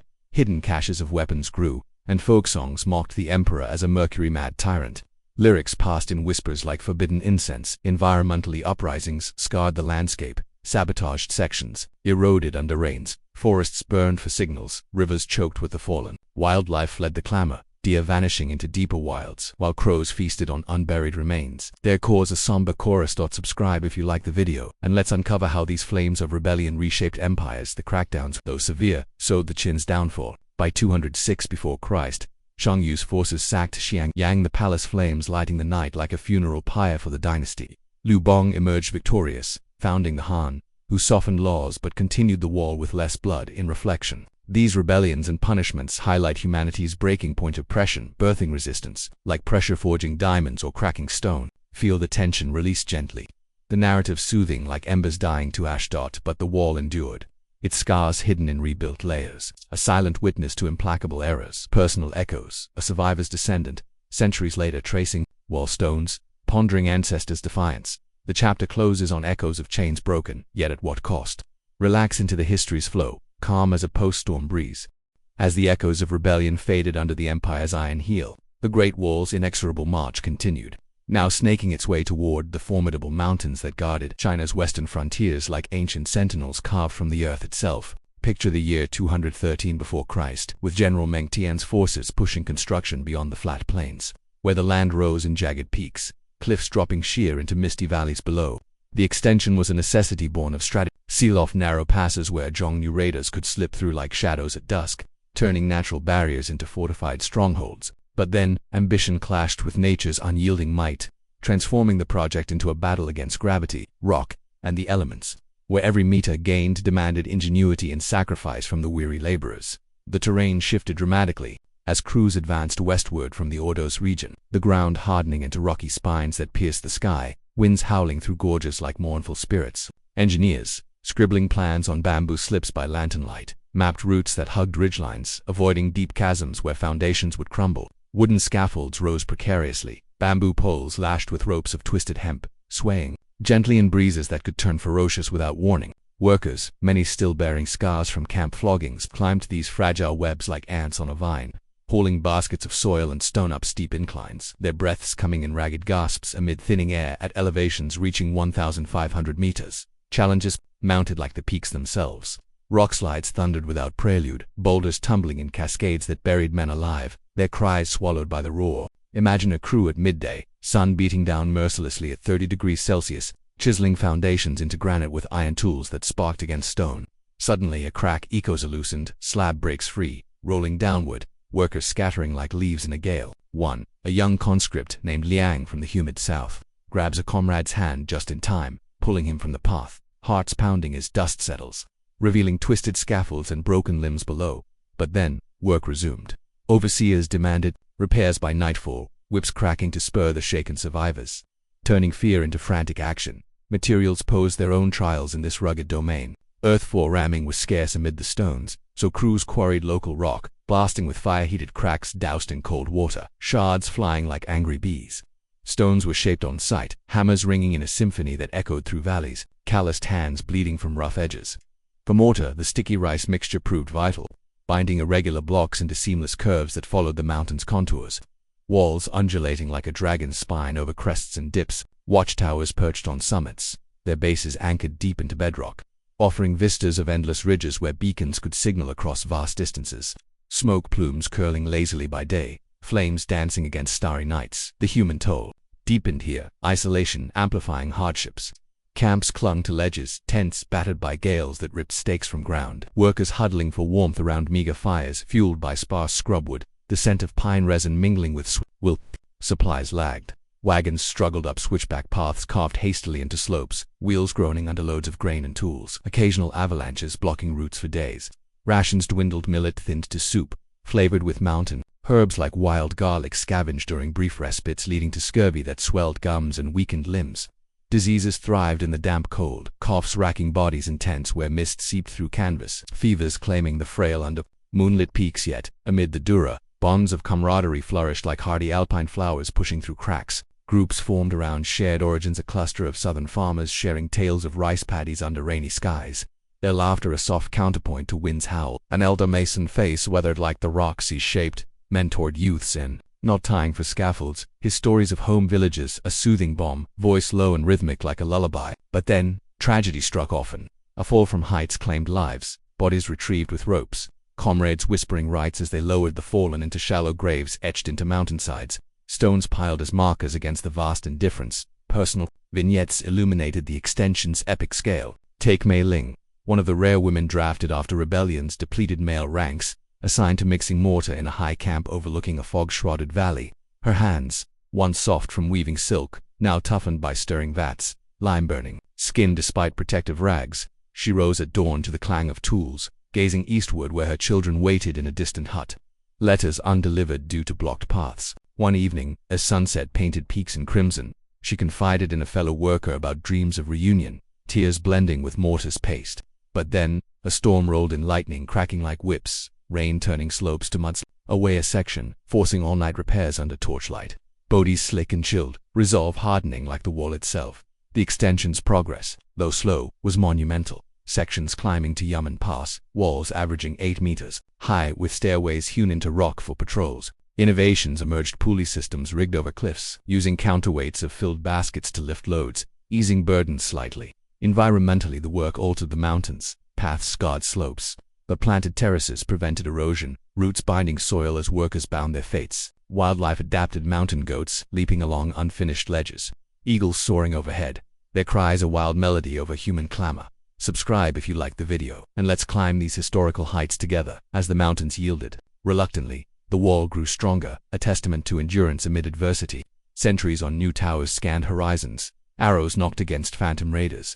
The barrier now a seamless shield weaving nature and human will and quieter reflections. Ponder the peak's lessons, obstacles surmounted through persistence, each stone a step toward legacy. Feel the crisp mountain air in this tale, refreshing like a stream's murmur, drawing you deeper. But ambition pressed onward, gaps closing in high altitudes where breath came short. The extension symbolizing empire's reach into the heavens. Personal echoes lingered, a worker carving his name into a hidden stone, a faint mark defying time's erase. The mountains, once barriers, became bastions, their extension etching history's grand curve. As the wall clawed its way into the mountains, leaving scars on both land and laborers, the true heartbreak of the project echoed far beyond the frontier in the shattered homes and separated families left behind, their stories weaving a tapestry of longing that tugged at the heartstrings of an empire. Picture a quiet village in the fertile valleys of the Yellow River, where rice paddies shimmered under autumn sunsets like golden mirrors. Here, in 212 before Christ, a father named Shah bid farewell to his wife and 2 young sons, edicts from Shangyang demanding his labor for the distant barrier. His calloused hands, rough from plowing fields, lingered on their cheeks, whispers of return carried away by the breeze rustling willow branches. But then, as the conscription column marched north, Chains clinking like mournful chimes, Xiao vanished into the horizon, leaving his family to face the void, a hole in their world as gaping as the wall's unfinished gaps. Such separations were commonplace, ripping the fabric of countless households across China. Conscription edicts targeted able-bodied men, often heads of families, tearing them from wives who now shouldered plows alone, children who grew without fathers' guidance, and elders reliant on their strength. Estimates suggest hundreds of thousands were drafted, leaving villages depleted, harvests meager and hearths cold. Women like Zhao's wife Lan adapted out of necessity, rising at dawn to tend crops, her back aching under the sun's glare while weaving baskets by moonlight to barter for grain. But then, worries gnawed relentlessly. Rumors from returning messengers spoke of deaths on the wall, bodies buried anonymously, no rites to honor the fallen. Lan would gaze northward at night, stars twinkling like distant campfires, wondering if Xiao still breathed under the same sky. Personal tales illuminated the profound sorrow. Consider the story of the Li family from a bustling town near Xiangyang. The patriarch, a skilled potter, was summoned alongside his eldest son, leaving behind a pregnant daughter-in-law and aging mother. Letters were rare luxuries, carried by couriers who braved bandit-ridden roads, ink smudged with dust but words warm with affection. The wall rises strong, like our bond. Endure for me. But then, tragedy compounded. Word arrived of the son's death from a scaffold fall, his body interred in mountain soil. The family mourned without closure, setting an empty bowl at meals, whispers to his spirit floating on incense. Curls, the daughter-in-law, gave birth alone, the child's cries echoing the household's grief. A new life shadowed by absence. In another vignette, siblings were sundered. A young girl named Zhu, barely 12, watched her brother drafted his playful teasing replaced by silence in their thatched hut. She helped her mother forage wild berries to stretch rations, small hands stained red like symbolic blood, while dreaming of his return with tales of the north. But then, years passed without news. Zhu grew into womanhood, marrying a local farmer, but always setting aside a portion of harvest for the brother who might one day walk home. Folklore blossomed from such pain tales of war widows who wandered frontiers searching for lost kin, their laments causing echoes in passes, blending with wind's sigh. The separations fueled subtle resistances. Wives formed networks in villages, sharing burdens, communal childcare under shady trees, where stories of husbands' hardships were exchanged like traded silk, fostering quiet solidarity. Some petitioned local officials, scrolls penned in trembling hands pleading exemptions, though most were ignored under legalist rigidity. But then, desperation bred boldness. A few women disguised as men joined supply caravans northward, risking lashes to glimpse loved ones. Reunions, brief and bittersweet amid guarded camps, stolen moments under starry vigils. Children bore scars, too. Orphans of the wall roamed streets, begging with bowls, outstretched eyes hollow from loss. A boy like Zhao's son, growing tall without paternal lessons, learned archery from elders, vowing to protect his mother. His games mimicking border patrols. But then famines struck, depleted landscrops failing without male labor. Two uprisings where these youths joined, pitchforks in hand, channeling grief into fury against the throne. Emotional tolls deepened with time. Letters, when they came, brought mixed descriptions of mountain vistas, camaraderie in camps, but veiled hints of suffering, blistered feet, endless cold. Families clung to relics, a worn scarf, a carved wooden horse, tokens evoking presence. Festivals turned somber. During Qingming, graves swept symbolically for the absent. Paper offerings burned to reach spirits possibly wandering northern wilds. Subscribe if you like the video, and let's honor these heartfelt stories together. The wall's extension amplified divides, workers gazing south from towers, thoughts drifting to families like hummingbirds. Mengzheng News legend resonated here, her search embodying collective yearning, cries collapsing not just stone but barriers and hearts. Environmentally, separations echoed in neglected fields, overgrown weeds, eroded soils from unmanaged irrigation, nature mirroring human disarray. Wildlife encroached on empty villages, foxes raiding untended coops, a quiet reclamation yet resilience shown. Reunions, rare as desert blooms, occurred post-Jinfall, survivors limping home to embraces warmed by years of waiting, tales spun by hearths rekindling bonds. Han era softened conscriptions, allowing rotations, healing some wounds. In reflection, these stories remind us of love's endurance amid empire's demands, threads connecting past to present. We feel the gentle pull of longing like a river flowing homeward, soothing in its timeless flow. But ambition's cost lingered, families piecing lives like broken pottery, strength forged in separation's fire. Personal echoes a descendant today, tracing ancestry, pondering how one farewell shaped lineages. The separated family's hearts stretched across miles, built the wall's unseen emotional ramparts.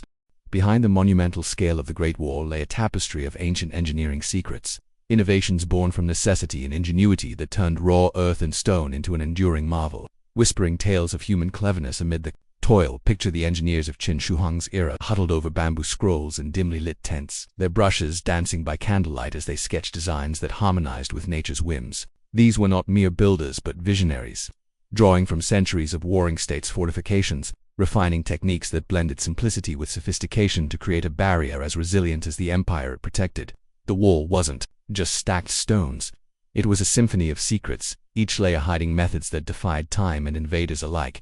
The core secret lay in the rammed earth technique, a deceptively humble process that formed the wall's backbone. Workers filled wooden molds with layers of soil mixed with gravel, reeds, and sometimes lime, then pounded it relentlessly with heavy tampers. Wooden poles capped in iron, swung in rhythmic unison. Imagine the thud echoing through valleys like a giant's heartbeat, compacting the mixture until it hardened like rock, capable of withstanding earthquakes that shook lesser structures. But then, in arid regions, they added a binding agent, sticky rice mortar, brewed from glutinous rice soup blended with slaked lime, creating a glue that not only held bricks but resisted weathering, its organic compounds forming crystals over time for added strength. This culinary twist, rice from southern Paddy's Hold North, turned everyday sustenance into architectural alchemy. Sections enduring millennia where plain mortar crumbled, watchtowers revealed another layer of cunning. Spaced every 200 meters, these sentinels rose up to 12 meters, their square bases anchored deep, upper levels featuring arrow slits and platforms for beacons. The signaling system was genius by day. Wolf dung mixed with straw produced thick black smoke, coated puffs relaying messages, 1 for small scouts, 3 for large raids across 100 kilometers an hour. At night, fires blazed with pine resin, for brightness, visible far beyond human shout. But then, ingenuity extended to defense. Parapets sloped inward to deflect arrows, drainage channels carved to prevent water pooling and erosion during monsoons, ensuring the wall wept tears of rain rather than collapsing in floods. In mountainous stretches, engineering adapted fluidly. Foundations were dug into bedrock, sometimes using fire and water cracking, heating rocks with bonfires, then dousing with cold streams to split them cleanly. Shards cleared for stable bases. Scaffolds of bamboo, flexible yet strong, allowed workers to build vertically. Ropes of twisted hemp forming pulleys that lifted 100-kilogram stones with leveraged ease, counterbalanced by sand-filled baskets. Imagine an engineer named Juan, a former scholar from Key State, calculating angles with abacus beads clicking softly, ensuring walls followed ridgelines for natural camouflage, blending into peaks like a camouflaged serpent. But then, challenges arose. In steep drops, they constructed horse-face bastions protruding sections for crossfire, archers raining death on climbers below, turning geography into an ally. The wall's modularity was a hidden gem. Sections varied by terrain, rammed earth and plains for quick building, up to 10 meters thick at base tapering to 4 at top, stone facings and hills for durability, bricks kill-fired nearby to reduce transport. Standardization ruled bricks uniform in size, allowing rapid assembly like puzzle pieces. But then, innovations like the tamper song emerged. Workers chanted to synchronize pounding, not just for rhythm but to compact evenly, vibrations aligning particles for denser walls. Underground, secrets lurked too, tunnels for surprise sorties, hidden doors swinging on pivots, allowing defenders to flank raiders unseen. Hydraulic engineering wove through the design. Rivers crossing the path were bridged with stone arches, or diverted via canals lined with clay to prevent undermining. In deserts, windbreaks of planted tamarisk shrubs shielded against sandstorms, roots stabilizing dunes while providing fuel. One might ponder over maps, integrating feng shui principles aligning with Earth's key for harmony. Though legalism dismissed such mysticism, yet results spoke. Walls enduring seismic shifts where others fell. Personal ingenuity shown in small ways. A mason, experimenting with mortar ratios, discovered adding eggshells strengthened bonds, calcium reacting like modern cement. Workers shared hacks, wrapping hands in rags soaked in herbal oils to prevent blisters, or using sledges greased with animal fat for smoother stone holes. But then, risks loomed. A miscalculation collapsed a tower, burying innovators, their secrets dying with them. Lessons learned in blood. The wall's scale hid logistical feats. Supply chains spanning 2,000 kilometers, relay stations every 50 kilometers, stocking tools and food, oxen trains plodding endlessly. Standardization extended haircut axles uniform to fit ruts, preventing delays. But then, environmental secrets emerged. Using local materials minimized haulage, reducing erosion from over-quarrying, though forests thinned for scaffolds, prompting replanting edicts. Archaeology unveils more. Core samples show layered construction, each stratum dated by pollen, revealing seasonal build: summer for drying mortar, winter for quarrying frozen ground. Innovations influenced later dynasties. Han added loopholes for crossbows, Ming brick veneers with inscribed dates. Subscribe if you like the video, and unlock more secrets with us. In reflection, these engineering marvels remind us of creativity's quiet power, turning adversity into art. Feel the stone's texture in your mind, solid yet born of clever hands, a soothing testament to ancient wisdom. But the wall's secrets weren't flawless. Cracks from overlooked faults taught humility. Nature always the ultimate engineer. Personal tales, Huan's legacy. Perhaps a scroll buried in a tower, ideas enduring like the barrier itself. The ancient engineering veiled in time, built not just walls but wonders. As the raids from the north tested the wall's nascent strength, leaving echoes of clash and cry in the dust, the emperor himself approached the twilight of his reign. His death in 210 before Christ marking a pivotal turn that sealed the Qin's fate and cemented the Great Wall's enduring legacy. Picture Qin Shi Huang on his final tour eastward, seeking elixirs of immortality from coastal alchemists, his palanquin swaying amid a procession of silk banners and armored guards. Obsessed with defying death, he ingested mercury potions brewed in cauldrons of bubbling silver, believing they held the key to eternal rule. But then, the toxins betrayed him.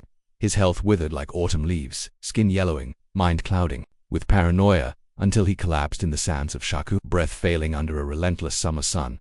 The cover-up was swift and secretive, orchestrated by Chancellor Li Si and eunuch Xiao Gao to prevent chaos. His body, swelling in the heat, was concealed in a carriage laden with salted fish to mask the decayed stench.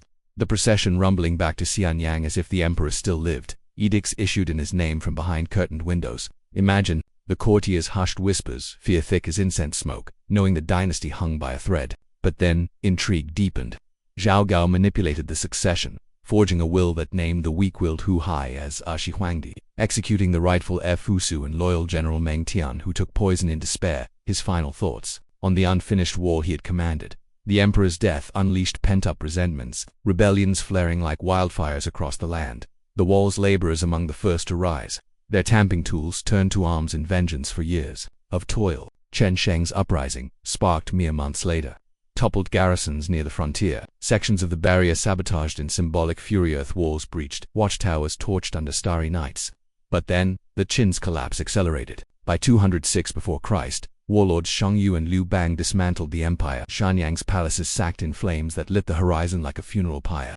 The terracotta army left to guard an empty tomb.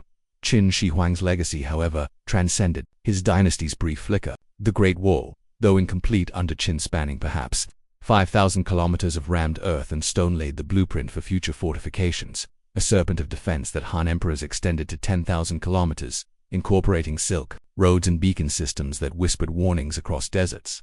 His unification standardized China, scripts unified for seamless decrees, weights and measures ensuring fair trade in bustling markets, roads stretching like veins to bind distant provinces. But then, the cost haunted history.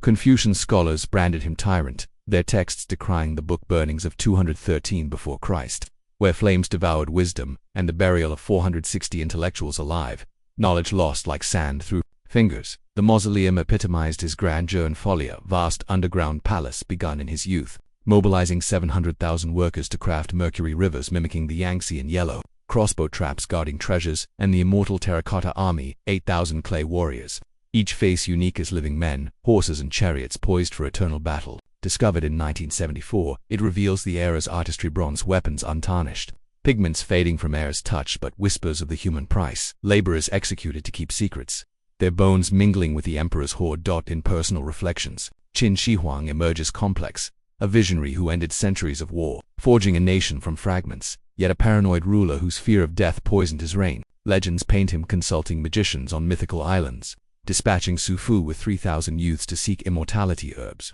Voyages vanishing into ocean mist, some say founding distant lands.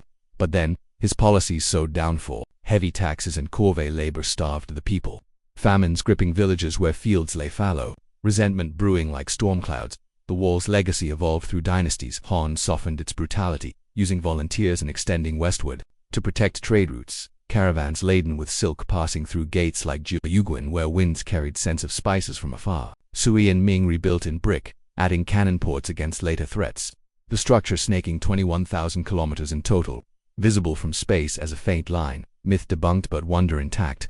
UNESCO honors it as humanity's feat, tourists tracing its path, fingers on stones echoing ancient hands. Environmentally, the legacy mixed, deforestation for materials, scarred hills. But the wall created microhabitats, crevices sheltering rare plants, barriers altering animal migrations, wolves, prowling shadows. Culturally, it symbolizes resilience, inspiring art and lore. Zhongnu's Tears, a ballad of love's power. The wall, a metaphor for division and unity in modern tales. Subscribe if you like the video, and let's explore how this legacy bridges eras. As we ponder the emperor's end, feel the weight lift gently, his ambitions fading into history's embrace, lessons of hubris soothing like a river's flow. The Qin fell in 15 years, but its foundations endured, shaping China through millennia. Centralized rule, bureaucratic efficiency, a wall standing against time. But then, reflections turn inward. Mao Zedong admired him, claiming to surpass his feats, while others decry the tyranny. Archaeological digs uncover more turrets armor-piecing the puzzle of a man who sought eternity but found mortality's grasp. The legacy lives in echoes, festivals at the wall, lanterns floating like spirits, honoring builders' sacrifices. In quieter moments, imagine standing atop a tower, wind whispering secrets, the past connecting to present in unbroken chain. Personal vignettes endure, a descendant tracing lineage to a war laborer, pride mingling with sorrow, history's thread unbroken. The death marked an end, but the Lagosia wall of blood and bones stands eternal, a testament to human will's dual edge. With the Qin's fiery collapse still smoldering in the ashes of rebellion, a new dawn broke over China as the Han dynasty rose from the chaos, inheriting the Great Wall not as a relic of tyranny but as a vital shield to nurture and expand, weaving its serpentine path deeper into the northern frontiers. Picture the year 202 before Christ, when Liu Bang, once a humble peasant rebel, now Emperor Gaozu, claimed the throne after defeating Xiang Yu in epic battles that left fields strewn with the fallen rivers running red like spilled ink from a scholar's brush. The Han era promised renewal, blending Confucian mercy with Qin's efficiency, softening the harsh legalist grip that had crushed spirits. But then, the Zhongnu threat loomed undiminished, their horsemen raiding with renewed vigor, prompting Gao to gaze northward from his Chang'an palace, where cherry blossoms drifted like gentle snow, and resolved to continue the wall's legacy, transforming it from a symbol of oppression into one of enduring protection. The continuation began modestly, repairing Qin's eroded sections where winds had gnawed at rammed earth, cracks spidering like veins in aged skin. Gaozu dispatched generals like Zhou Bo to oversee reconstructions, workers now a mix of volunteers and lighter conscripts, enticed with land grants rather than chains, their marches accompanied by flutes playing melodies of home to ease the journey. Imagine a crew in the western deserts near Dunhuang, where sands shifted like whispering secrets underfoot, rebuilding watchtowers with fresh bricks fired in local kilns, the heat shimmering like mirages as they layered mortars infused with lime and hay for flexibility against quakes. But then, expansions unfolded grandly. Under Emperor Wu from 141 before Christ, the wall stretched westward to the Jade Gate Pass, snaking over 10,000 kilometers through Gobi Dunes and Tian Shan foothills, incorporating trade routes that would bloom into the Silk Road, caravans laden with spices and jade passing under guarded arches. Human stories softened the Han's approach. Take Feng, a farmer from the Yellow River Valley, volunteering after a Zhongnu raid razed his village, flames crackling hungrily as he fled with his young daughter. Joining a Han crew near Hexi Corridor, he found purpose in hauling stones, his muscles hardening like the barrier itself. Evenings spent around campfires where herbal teas steeped with ginger warmed bellies, tales of lost homes shared like past heirlooms. But then, hardship persisted. A sandstorm blinded the sight, winds howling at 80 kilometers per hour, burying tools and men in golden veils, rescuers digging frantically with bare hands, emerging coughing and grateful for the wall's partial shelter. Feng survived, carving a protective dragon into a tower base, symbolizing the dynasty's benevolent might. Innovations flourished under Han engineers, drawing from Qin's foundations but infusing compassion. Walls incorporated more stone and brick in vulnerable areas. Facings sloped to shed snow and rain, preventing the collapses that plagued earlier builds. Beacon systems evolved, towers linked by optical signals, mirrors flashing sunlight codes by day, extending warnings faster than galloping scouts. But then, military strategy integrated deeply. Garrisons of 10,000 troops manned sections, rotating every 3 years to reunite with families, their barracks warmed by underfloor heating, channels fueled by charcoal, a comfort unknown in Qin's era. Emperor Wu's campaigns against the Zhongnu, led by generals Wei Qing and Huo Qubing, pushed nomads beyond the Gobi in 119 before Christ, capturing 100,000 horses and reclaiming pastures, allowing safe extensions where workers planted wind of poplars, leaves rustling like applause in breezes.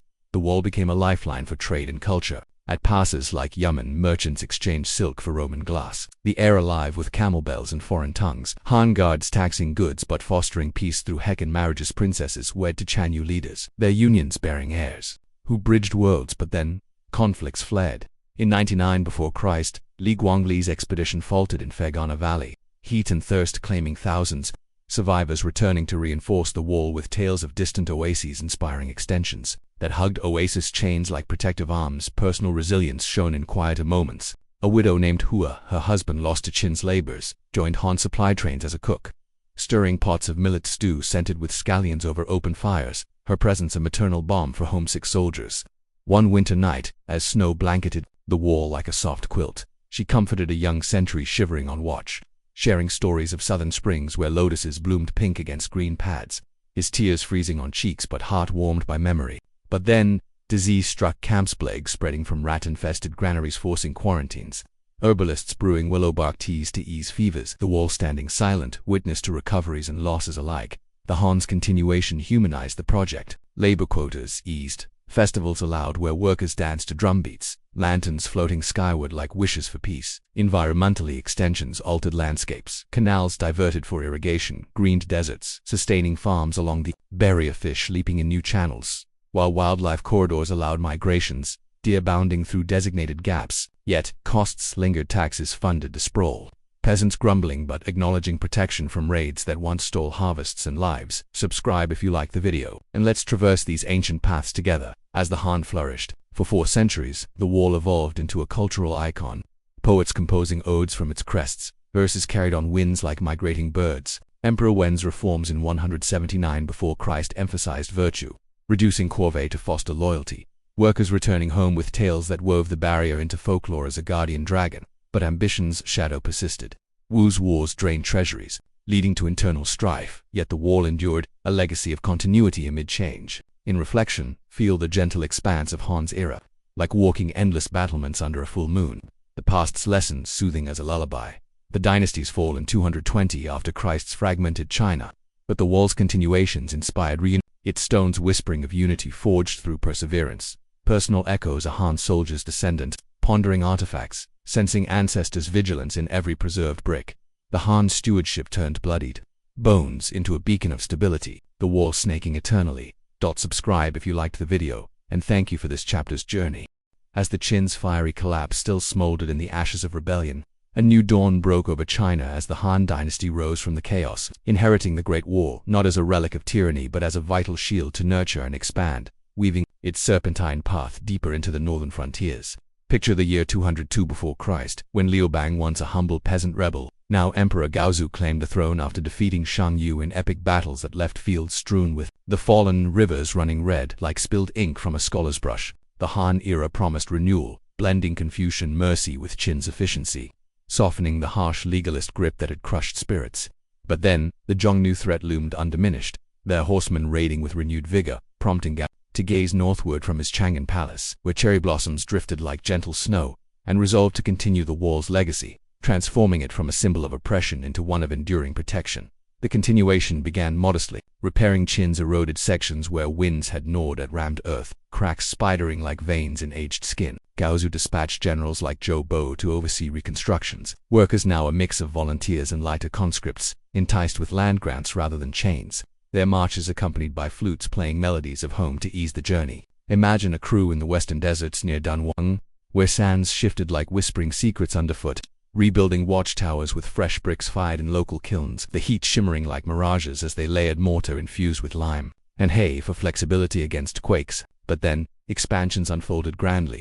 Under Emperor Wu from 141 before Christ, the wall stretched westward to the Jade Gate Pass, snaking over 10,000 kilometers through Gobi Dunes and Tian Shan foothills, incorporating trade routes that would bloom into the Silk Road, caravans laden with spices and jade passing under guarded arches.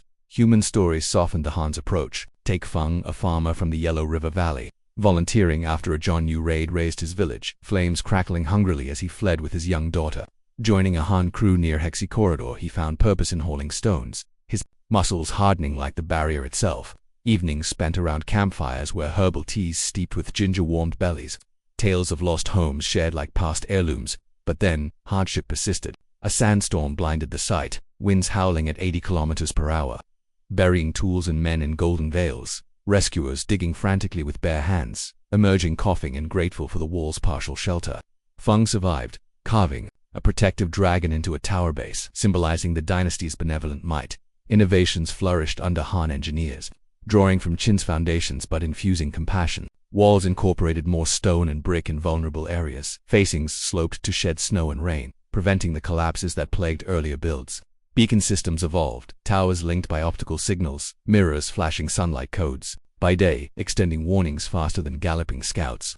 But then, military strategy integrated deeply. Garrisons of 10,000 troops manned sections, rotating every 3 years to reunite with families, their barracks warmed by underfloor heating, channels fueled by charcoal, a comfort unknown in Qin's era. Emperor Wu's campaigns against the Xiongnu, led by generals Wei Qing and Huo Qubing, pushed nomads beyond the Gobi in 119 before Christ, capturing 100,000 horses and reclaiming pastures, allowing safe extensions where workers planted wind of poplars, leaves rustling like applause in breezes. The wall became a lifeline for trade and culture. At passes like Yamen, merchants exchanged silk for Roman glass, the air alive with camel bells and foreign tongues. Han guards taxing goods but fostering peace through Hekkan marriages. Princesses wed to Chanyu leaders, their unions bearing heirs, who bridged worlds. But then, conflicts flared. In 99 before Christ, Li Guangli's expedition faltered in Fergana Valley, heat and thirst claiming thousands, survivors returning to reinforce the wall with tales of distant oases inspiring extensions that hugged oasis chains like protective arms. Personal resilience shone in quieter moments. A widow named Hua, her husband lost to Qin's labors, joined Han supply trains as a cook, stirring pots of millet stew scented with scallions over open fires, her presence a maternal balm for homesick soldiers.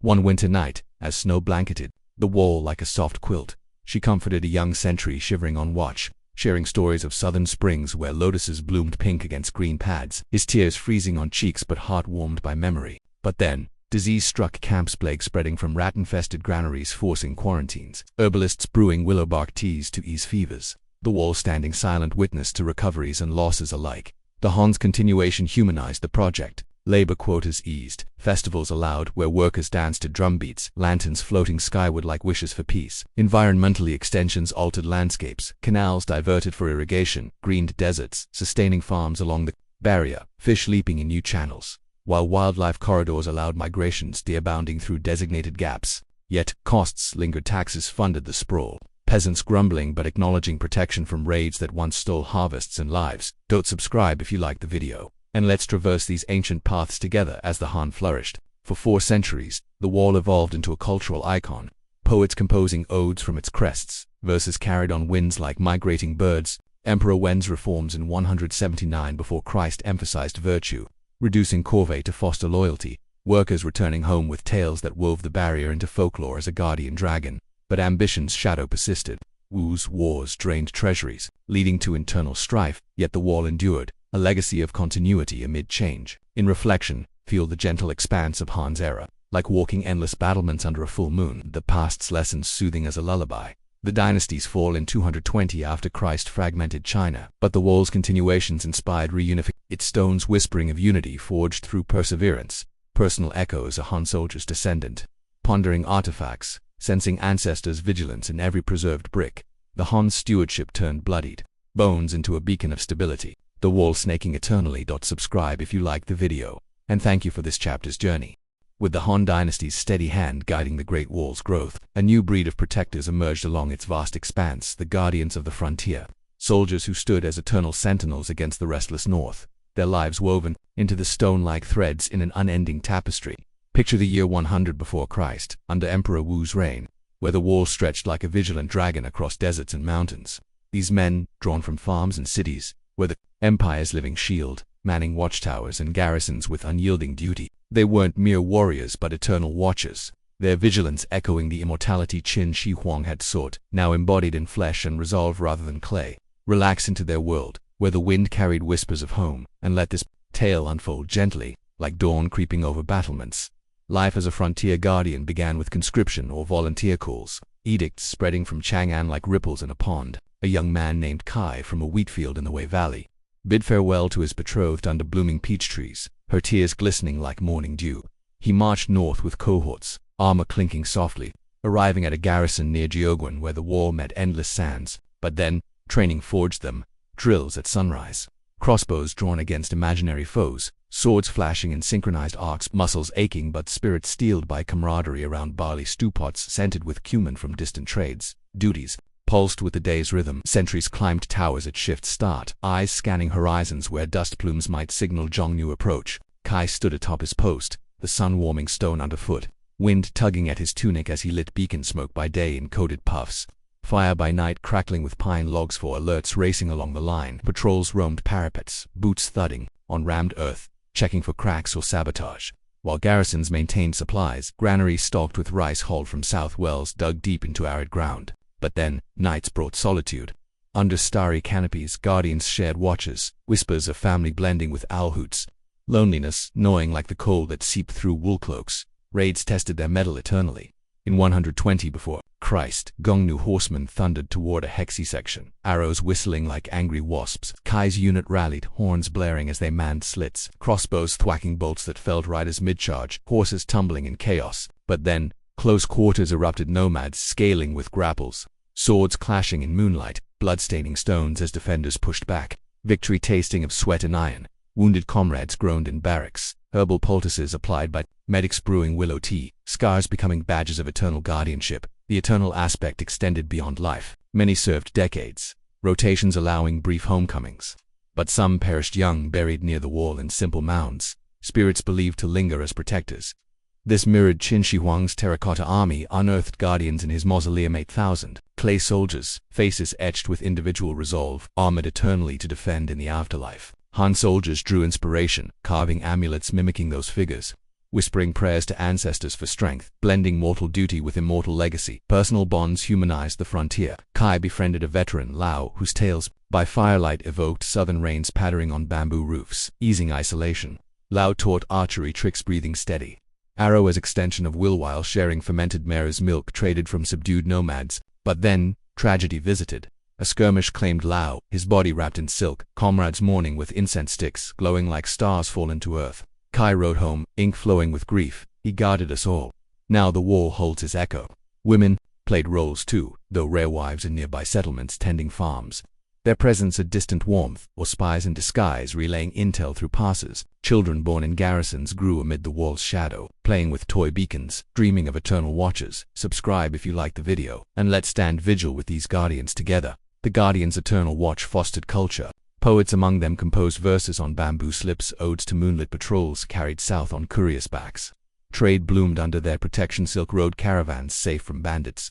Camels plodding with bells tinkling, exchanging porcelain for spices, enriching the empire. Environmentally, soldiers adapted, planting orchards along oases for shade and fruit, apples ripening red against dun walls, while conserving water in cisterns carved from rock, sustaining life amid desolation. Wildlife coexisted, falcons perching on towers, their keen eyes mirroring sentries, a harmony of nature and duty. Rotations brought renewal.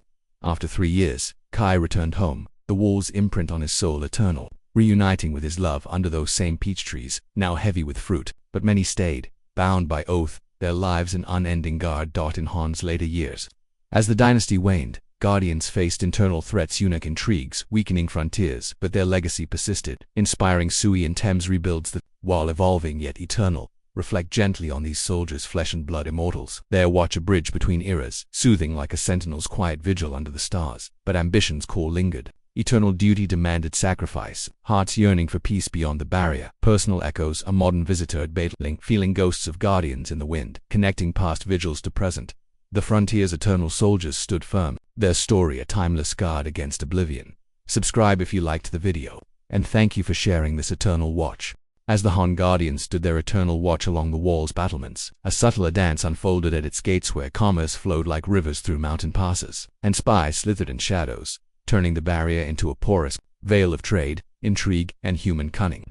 Picture the bustling Yamen Pass in 100 before Christ, where the wall met the Silk Road's dusty trails, caravans arriving from distant horizons laden with bolts of shimmering silk, spices that scented the air like exotic dreams, and jade carvings cool to the touch.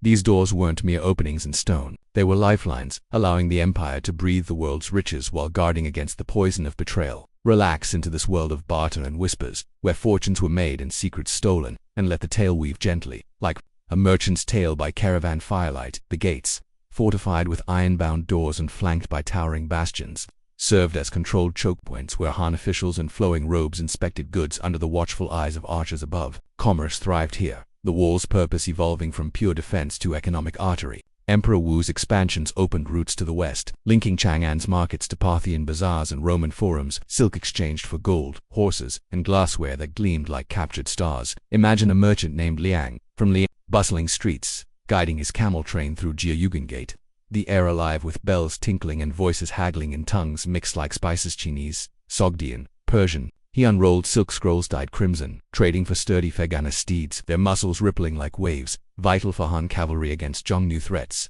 But then, taxes a bit deep. Officials weighed loads on bronze scales, claiming a tenth for the treasury. Parchments stamped with imperial seals to legitimize the flow. Trade humanized the frontier, fostering unlikely bonds. Nomads, once raiders, bartered at gates during truces, felt tents pitched nearby where herders offered wool and cheese for iron tools. Laughter crossing language barriers over shared kumis fermented in leather skins. Women played key roles who, a trader's wife, negotiated shrewdly, her keen eyes spotting counterfeit coins amid piles of silver, her presence softening tense exchanges. But then, prosperity masked dangers. Bandits lurked in dunes, preying on laden caravans, prompting Han escort soldiers marching alongside, spears glinting to ensure safe passage, their protection a toll worth paying. Spies wove through this, commerce like threads in silk, turning gates into webs of espionage. Gongnu agents, disguised as merchants with false beards and laden packs, slipped through with bribes of fine pelts, eavesdropping on garrison chatter or mapping weak sections for future raids. Han countered with their own shadows, operatives, like Zhong Qianwu's envoy venturing west in 138 before Christ, captured by nomads but escaping after a decade, returning with maps of oases and alliances that extended the wall's influence. Imagine a spy named Yu, posing as a silk trader at Shanhaiguan Gate, his cart hiding coded scrolls in hollow bamboo, whispering to contacts under moonlit arches, gathering intel on Chanyu movements while trading porcelain bowls painted with dragons. But then, discovery loomed. A suspicious guard might search packs, finding hidden daggers or maps, leading to interrogations in dim cells. Confessions rung under torchlights flicker. The interplay of commerce and espionage fueled innovations. Gates featured double doors with murder holes above, allowing boiling oil to pour on intruders, while hidden passages enabled surprise flanking.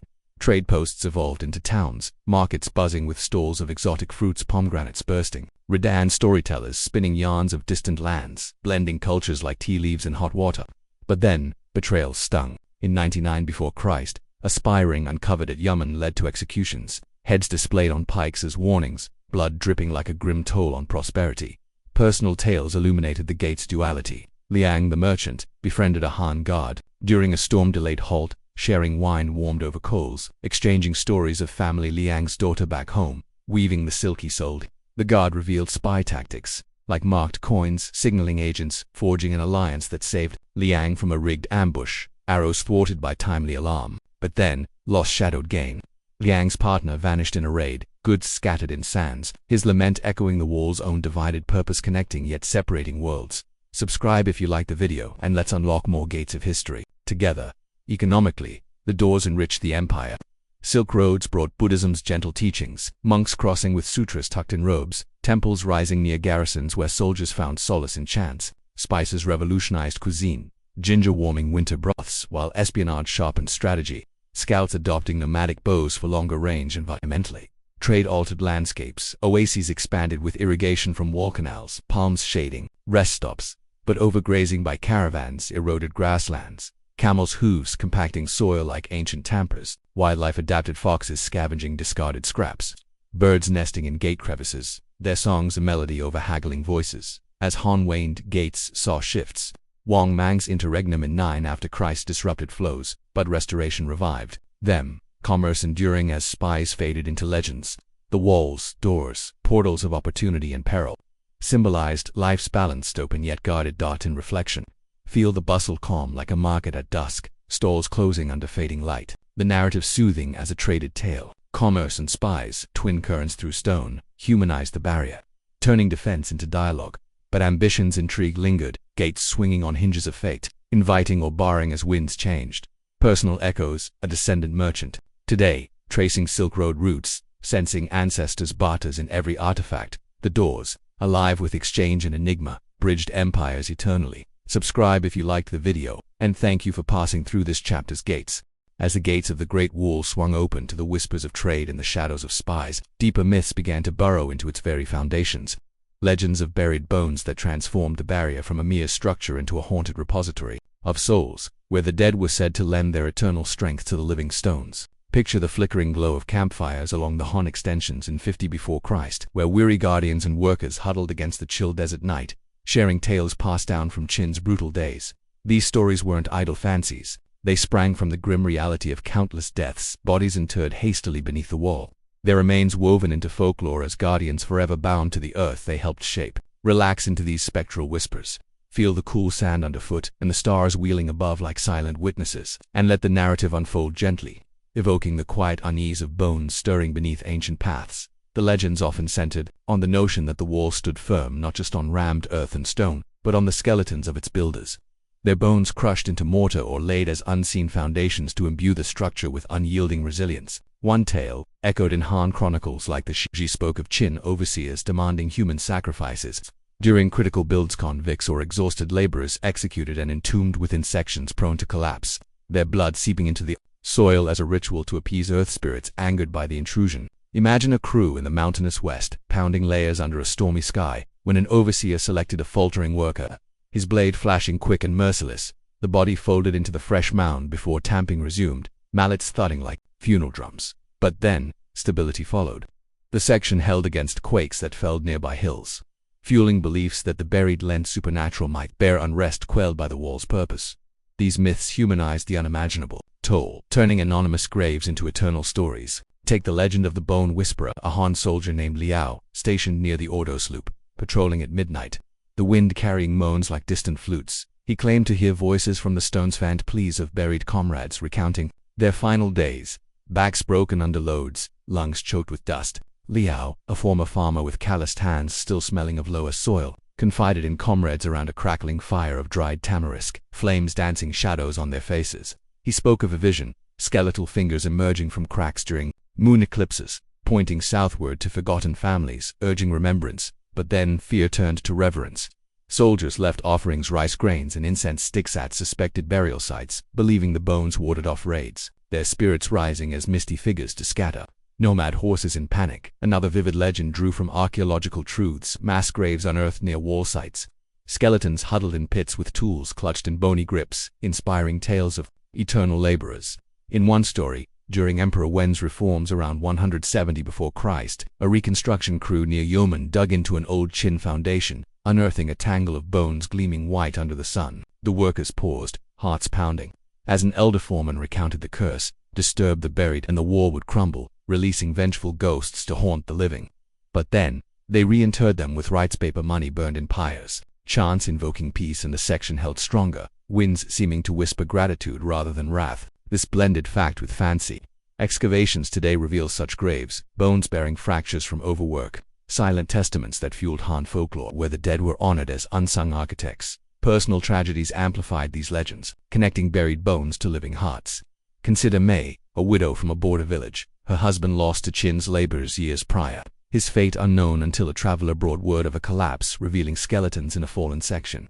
Mei journeyed north, cloak dusted with road grit, arriving at the site where stones lay scattered like broken promises. She wept over the exposed bones, unsure which were his, but placed wildflowers, delicate poppies blooming red against grey rock as a marker, her sobs mingling with the wind's sigh. But then, solace came. Locals shared stories of the bones' power, how they anchored the wall against erosion, her husband's sacrifice eternalized in the barrier that now protected their son from raids. Mei returned home transformed, telling the tale by hearthlight, flames reflecting in her eyes, turning grief into a legacy of quiet strength. The legends evolved with the war. Han editions incorporating symbolic burials and all bones or effigies, placed in foundations during ceremonies, shamans drumming rhythms to bind spirits harmoniously. In desert stretches, tales spoke of sand ghosts, buried workers rising as whirlwinds to blind invaders, their bony forms swirling in dust storms that saved garrisons. But then, darker variants warned of unrest. If the empire faltered, bones would rattle, causing quakes that toppled towers, a metaphor for moral decay echoing Confucian ideals. Subscribe if you liked the video, and let's unearth more of these haunting whispers together. These stories influenced culture profoundly, Poets like Sima Shangru composed elegies from wall crests, verses lamenting the buried as Earth's hidden pillars, carried south on couriers' scrolls. Festivals emerged. King Ming rites extended to frontier graves, lanterns floating like souls over rivers, honoring the anonymous dead. Environmentally, legends shaped practices. Workers avoided disturbing old sites, allowing flora to reclaim them, vines twining over mounds like nature's shroud, birds nesting peacefully amid the quiet dot. As Han prospered, the buried bones became symbols of sacrifices, reward, the wall standing unbreached during peace spells, crediting the legends for supernatural aid. Yet, skepticism grew among scholars, dismissing them as superstitions, though peasants clung to the tales, finding comfort in the idea that death served life in quieter reflections. These legends remind us of history's hidden layers, bones beneath, beauty, their echoes soothing like a lullaby over graves. The wall, built on such foundations, endures as a monument to the forgotten, their stories eternal. But ambition's price lingered, legends warning that ignored bones could rise. A gentle caution in the narrative's flow. Personal echoes persist. Modern excavations reveal them, scientists pondering while descendants light incense, connecting across ages. The buried bones, silent yet speaking, bind the wall's past to its timeless presence. Subscribe if you liked the video, and thank you for delving into these legendary depths.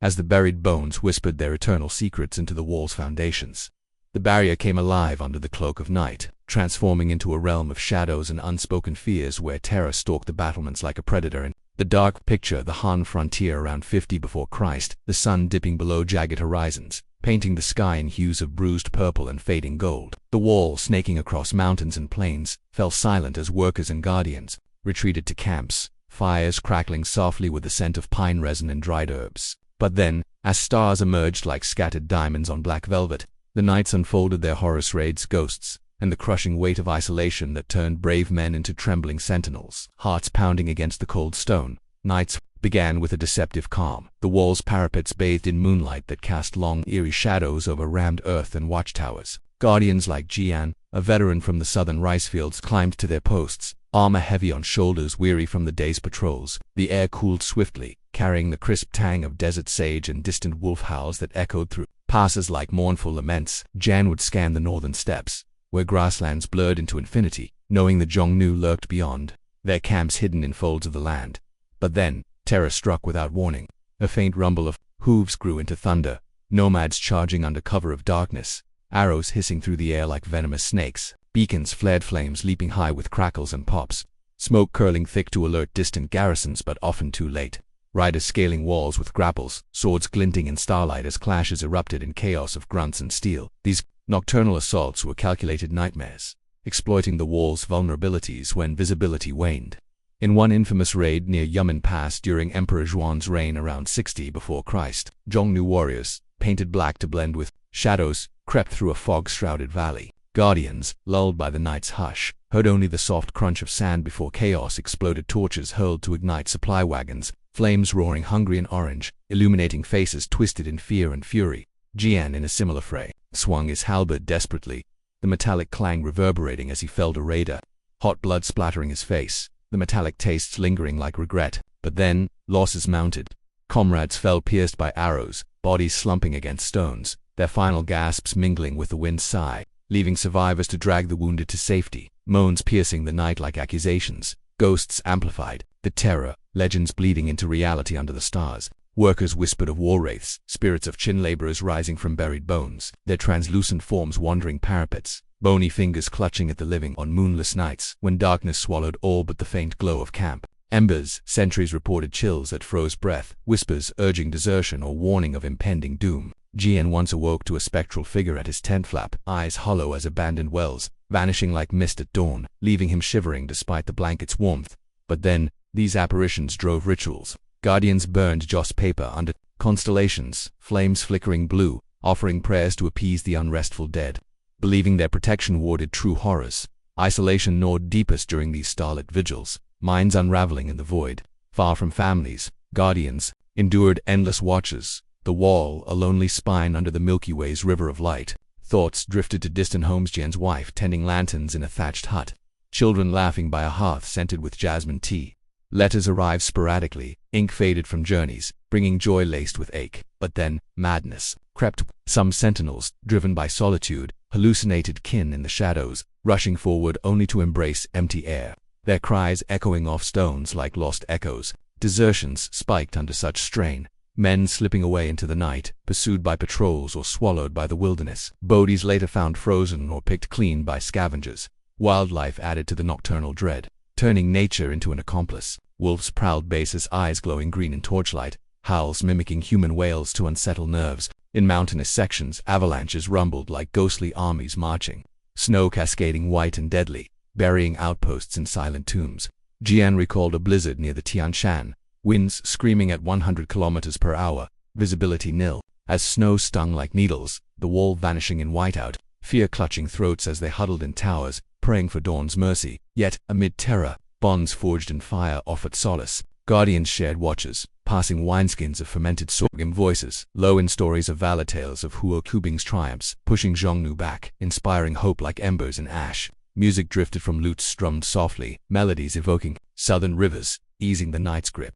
But then, dawn always broke, sun rising golden to dispel shadows, revealing the wall intact, a testament to endurance. These nights of terror shaped the wall's mythos, Han poets capturing them in verses, scrolled under lantern light, words flowing like the Yangtze under stars. The barrier weeps, bones stir, raiders creep, the experiences hardened defenders, their vigilance eternal, blending fear with fortitude. Subscribe if you like the video, and let's face more nights together. As eras shifted, the wall's nocturnal horrors evolved attempts adding lanterns along paths, reducing ambushes, but the essence remained, a barrier alive in darkness. In reflection, feel the night's embrace soften stars as gentle lights guiding through fear, the narrative calming like a watch's end at first light. But the wall persisted, its nights a crucible forging legends from dread. Personal vignettes linger, Jian's descendant pondering family scrolls, sensing those starry vigils in blood. The nights under stars, woven with terror, illuminated human spirits glow. Subscribe if you liked the video, and thank you for enduring this chapter's shadows. As the wall's nocturnal terrors faded with the first light of dawn, leaving guardians to nurse wounds and memories under the rising sun, a quieter force emerged from the shadows of history: the women who contributed to the construction. Their stories often forgotten like whispers lost in the wind, yet integral to the barrier's rise and the human tapestry that bound it. Picture the Han era around 100 before Christ, where the wall extended through harsh landscapes, and women stepped into roles traditionally held by men, their presence a testament to resilience amid empire's demands. These were not mere footnotes, they were builders, supporters, and survivors, their hands shaping stone and soil with a strength born of necessity and quiet defiance. Relax into their narratives, feel the warmth of their determination like a hearthfire on a chilly frontier night, and let this chapter unfold gently, honoring the overlooked threads in history's grand weave. Women in the construction weren't always direct laborers, but their involvement deepened as wars and conscriptions depleted male ranks. In Qin's brutal days, edicts occasionally drafted them for auxiliary tasks: mixing mortars, carrying water, or weaving ropes from hemp that lashed scaffolds high on mountain cliffs. But under Han's softer rule, their roles expanded. Emperor Wu's expansions required all hands, women volunteering or conscripted lightly, enticed by promises of family allotments or protection from raids that ravaged border villages. Imagine a woman named Lan, from a Yangtze Valley farm, her husband lost to earlier labors, joining a crew near the Hexi corridor. Her fingers, skilled in weaving silk, now stirred vats of sticky rice mortars, the glutinous mix bubbling over low fires scented with lime, binding bricks that would withstand centuries of wind and rain. The work was grueling, yet adapted to their strengths. Women often handled finer tasks, compacting earth in narrow sections where delicacy prevented cracks, or planting windbreaks of willows along bases, roots binding soil like their own familial ties. In camps, they became millet porridges flavored with foraged herbs like wild onion, nourishing bodies worn from hauling baskets up ramps slick with dew. Land would rise at dawn, the air crisp with mountain mist, kneading dough for flatbreads while singing lullabies from home. Her voice a soothing balm that eased the men's homesickness, turning rough camps into echoes of village hearths. But then, hardships mirrored the men's, blistered hands from tamping, backs aching under loads, and a constant threat of raids where women armed themselves with spades, standing defiant as arrows whistled overhead. Forgotten stories abound, humanizing their contributions. One legend speaks of Lady Qi, a Han noble's widow who funded a section near Dunhuang after her sons perished in service, overseeing workers with a firm yet kind hand. Her silk robes dusted with sand as she directed pulley systems that lifted stones effortlessly. She ensured fair rations, adding dried fruits to gruel for strength, and advocated for rests during scorching afternoons when heat reached 35 degrees Celsius. Shadows short and unforgiving. But then, Tragedy visited. A collapse buried several. Under earth, Lady Key digging alongside survivors, nails breaking as she pulled the young girl free. The event etching her as a maternal guardian in local law, her name carved subtly into a tower base. Faded but enduring. Another tale recalls the weaving women of the wall. Groups from eastern textiles towns drafted during labor shortages. They repurposed skills, braiding massive ropes for scaffolds that swayed over chasms, fibers twisted tight as their resolve. A weaver named Zhu, with eyes sharp as her needles, innovated by incorporating horsehair for added strength. Ropes resisting the gales that tore lesser ones apart. In evenings, under lantern glow flickering like captured fireflies, they wove tapestries depicting the wall's curve, dragons coiling protectively. Sold to merchants for extra grain, their art preserving stories of sweat and sisterhood. But then, isolation weighed heavy. Separated from children, they exchanged letters via couriers, ink smudged with tears, dreaming of reunions under blooming cherry trees. Women faced unique perils, amplifying their forgotten heroism. Childbirth in camps was rudimentary midwifery, brewing herbal teas from licorice root to ease pains. Newborns swaddled in rough cloth amid the thud of mallets. Land gave birth during a monsoon, rains pounding tents like angry drums, her cries lost in the storm. Yet she returned to work weeks later, babe strapped to her back, tiny hands clutching as she mixed mortar, symbolizing life's continuity amid construction's grind. But then, diseases targeted the vulnerable. Scurvy from sparse diets, swelled limbs, women sharing vitamin-rich wildberries foraged in secret, their knowledge saving lives where men faltered. Their influence extended beyond labor, shaping the wall's culture. As cooks and healers, they introduced southern remedies, ginger poultices for wounds, acupuncture with scavenged needles mending bodies and spirits. In raids, women like Zhu fought fiercely, hurling stones from towers, their accuracy born of weaving's precision, repelling attackers and earning respect from soldiers who once doubted. But then, societal norms confined recognition. Histories by male scholars glossed over them, labeling contributions as auxiliary. Yet folklore preserved truths. Mengjiang News weep evolving into Han ballads of women whose tears fortified the stones, love's power unyielding. Environmentally, women's touch gentled the impact. They planted gardens near garrisons, herbs blooming fragrant against stark walls, sustaining bees and birds in balanced ecosystems. Trade gates saw them as vendors, selling woven baskets to caravans. Economies thriving on their enterprise. Subscribe if you like the video, and let's illuminate more forgotten voices together. As Han waned, women's roles inspired later dynasty empresses funding repairs, their legacies etched subtly. In reflection, feel their quiet strength envelop you, like a woven blanket on a cool evening, honoring the unsung who built empires, but ambition overlooked them. Stories fading like footprints in sand, yet their essence endures in the walls. Curved personal echoes, a descendant today, tracing matrilineal lines, sensing grandmother's hands in every stone. The forgotten women, pillars unseen, wove the wall's true heart. Subscribe if you liked the video, and thank you for remembering with this chapter.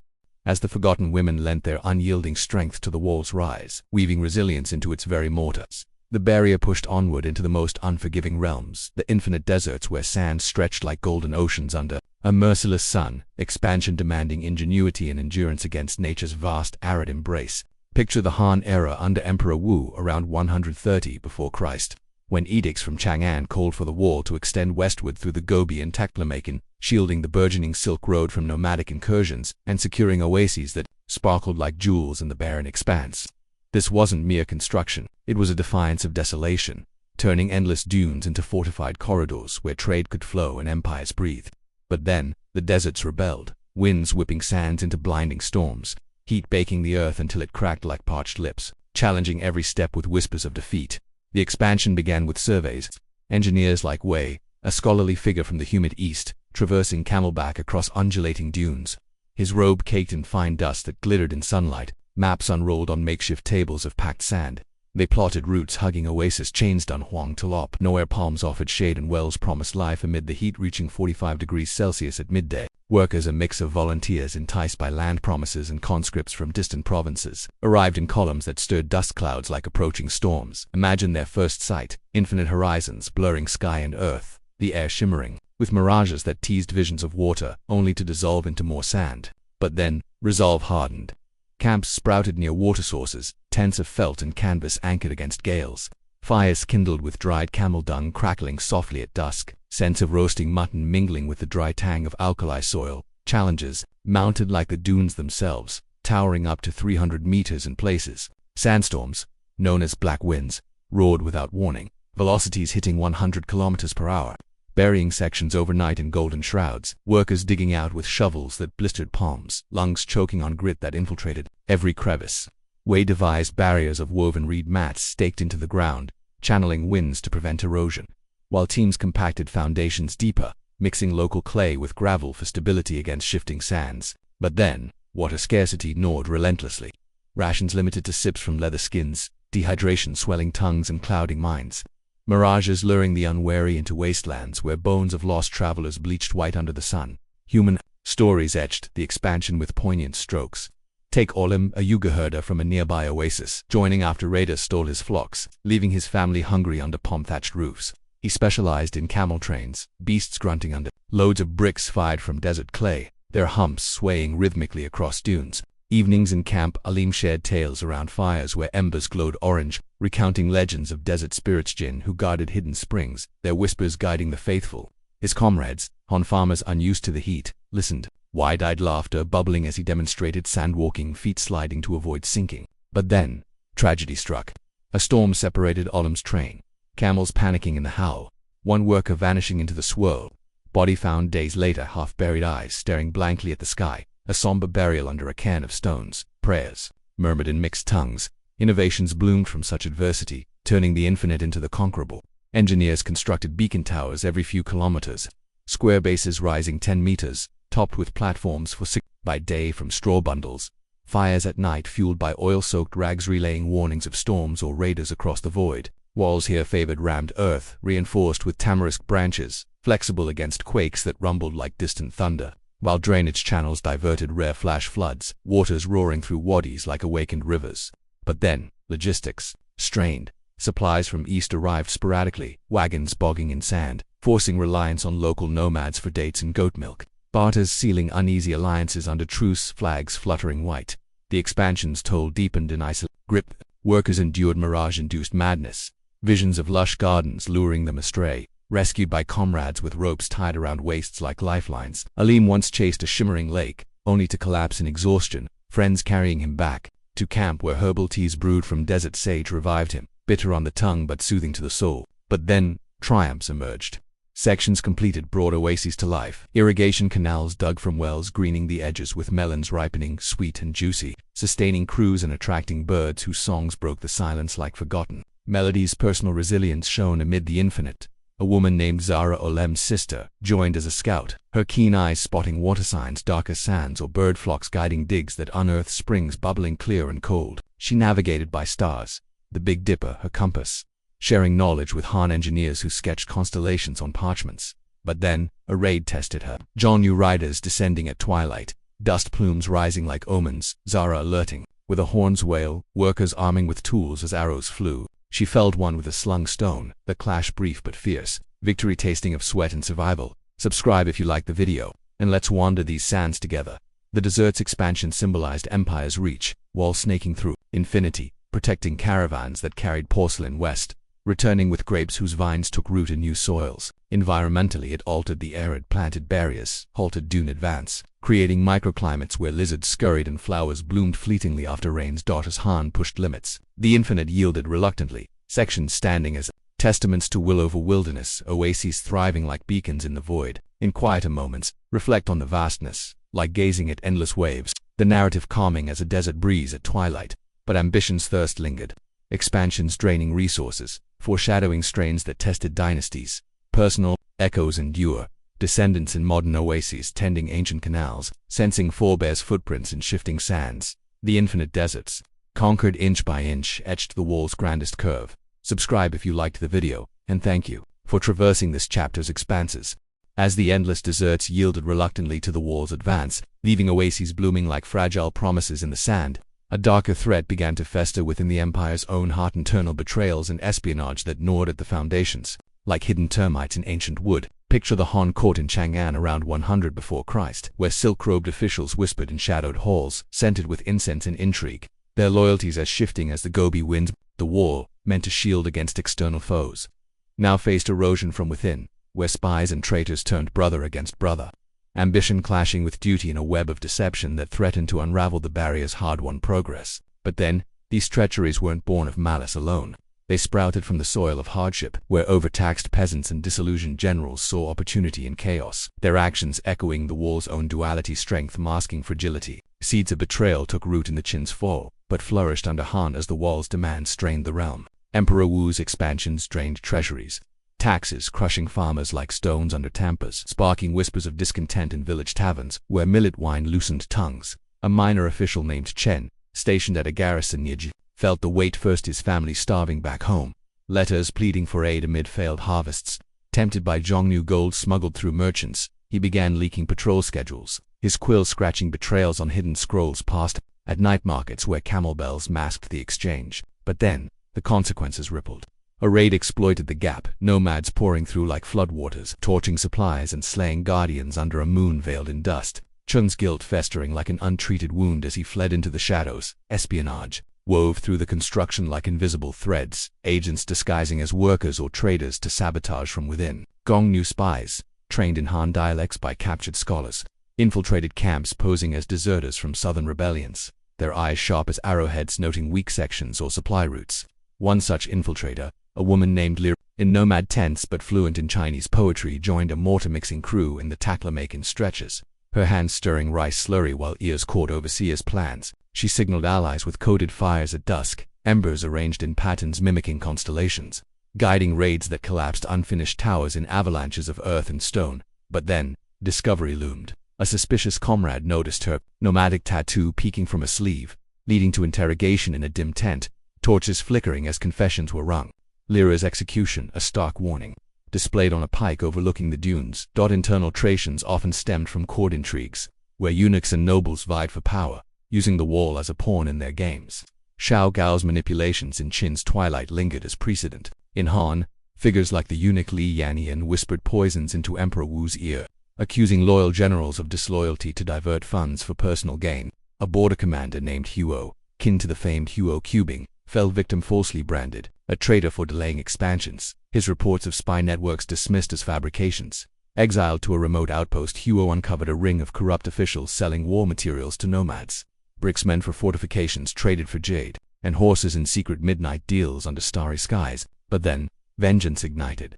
Huo rallied faithful troops, storming a corrupt camp in a moonlit assault, swords clashing amid tents, traitors captured and dragged to Chang'an for public trials where crowds jeered, heads rolling like fallen stones. These betrayals humanized the wall's saga, revealing fractures in the empire's unity. Peasants, burdened by corvée, sometimes turned informant for meager rewards, a sack of grain for revealing garrison weaknesses, their choices born of desperation rather than malice. Families fed at the cost of comrades' lives.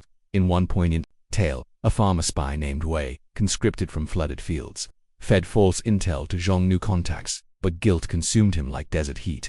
Visions of betrayed friends haunting his sleep under canvas roofs. He confessed to a Han captain during a sandstorm's howl, winds muffling his tears, redemption coming in a risky counterplot that lured raiders into a trap, arrows raining from hidden towers as dawn broke golden and forgiving. Espionage tactics evolved cleverly, blending with the wall's own innovations. Spies used beacon codes to mislead, false smokes signaling safety when danger lurked, or hid messages in hollow bricks layered into foundations.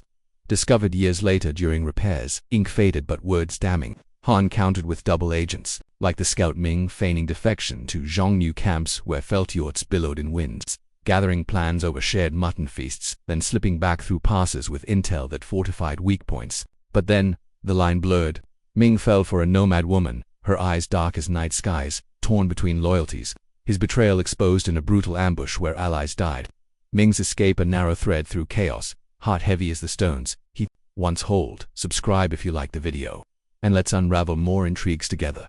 The wall's expansions amplified these shadows, remote deserts breeding isolation where suspicions festered like untended wounds.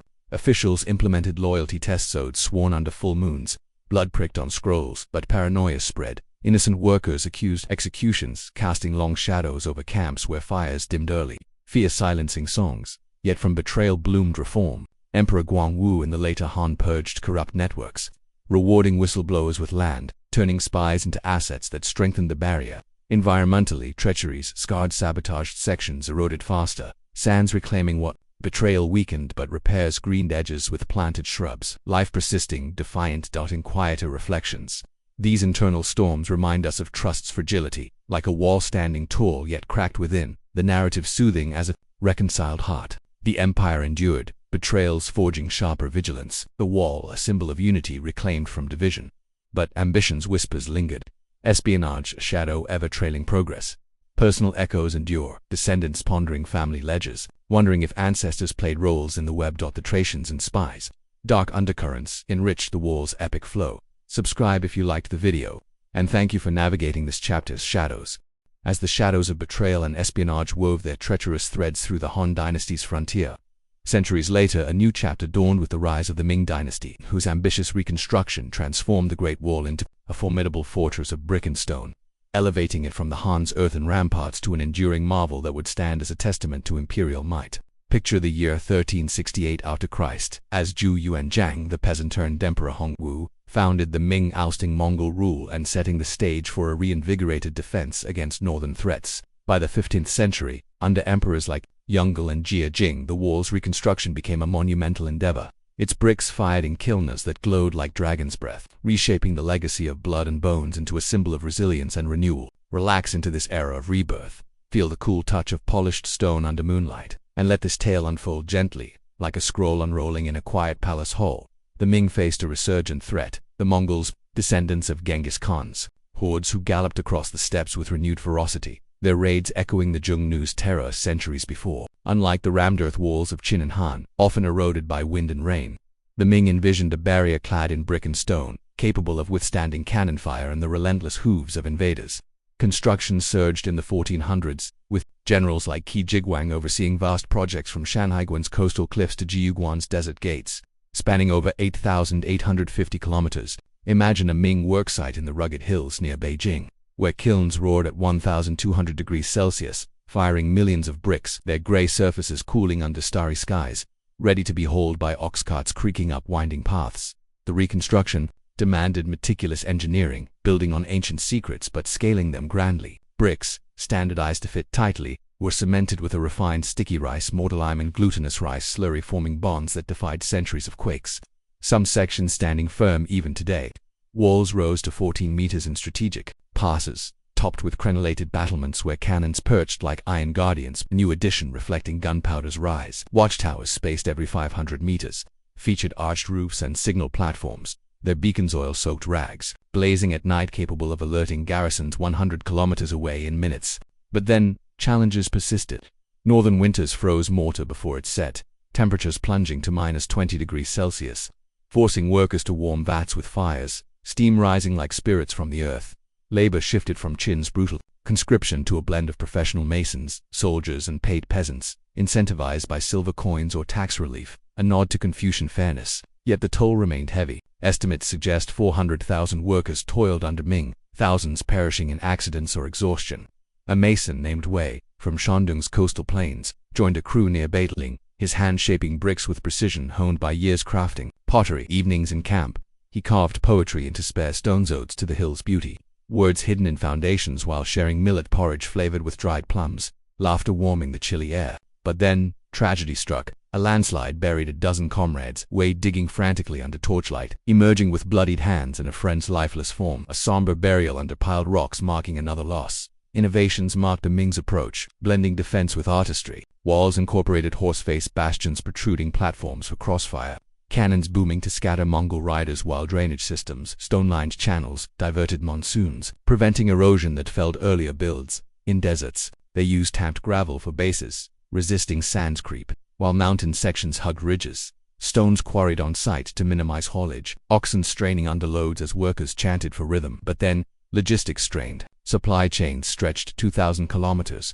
carts bogging in mud, forcing reliance on river barges that glided with rice and tools, oars splashing in sync like a heartbeat. Human stories illuminated the reconstruction's heart. A woman named Mei, widowed by a Mongol raid, led a supply team near Datong, her ox cart trains winding through passes, delivering charcoal to kilns. Her courage shone during a night ambush, torching a cart to signal defenders, flames roaring as she rallied workers to repel raiders, her voice steady like the wall itself. But then, disease haunted, dysentery swept camps from tainted wells, Mei brewing herbal teas, licorice, and mint to ease fevers.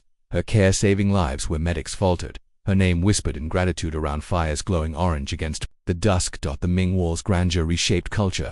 Poets penned odes from its crests, comparing it to a dragon guarding the Middle Kingdom. Scrolls carried to southern courts. Garrisons became towns, markets buzzing with silk traders and storytellers, their tales of heroic builders blending with Meng Zhengnu's legend. Now a Ming opera with flutes weeping her grief. Environmentally, reconstruction balanced impact. Quarries scarred hills, but reforestation with pines along bases curbed erosion. Deer grazing in new shade, birds nesting in tower eaves, their songs a gentle counterpoint to cannon drills. Subscribe if you liked the video, and let's rebuild history's greatest fortress together.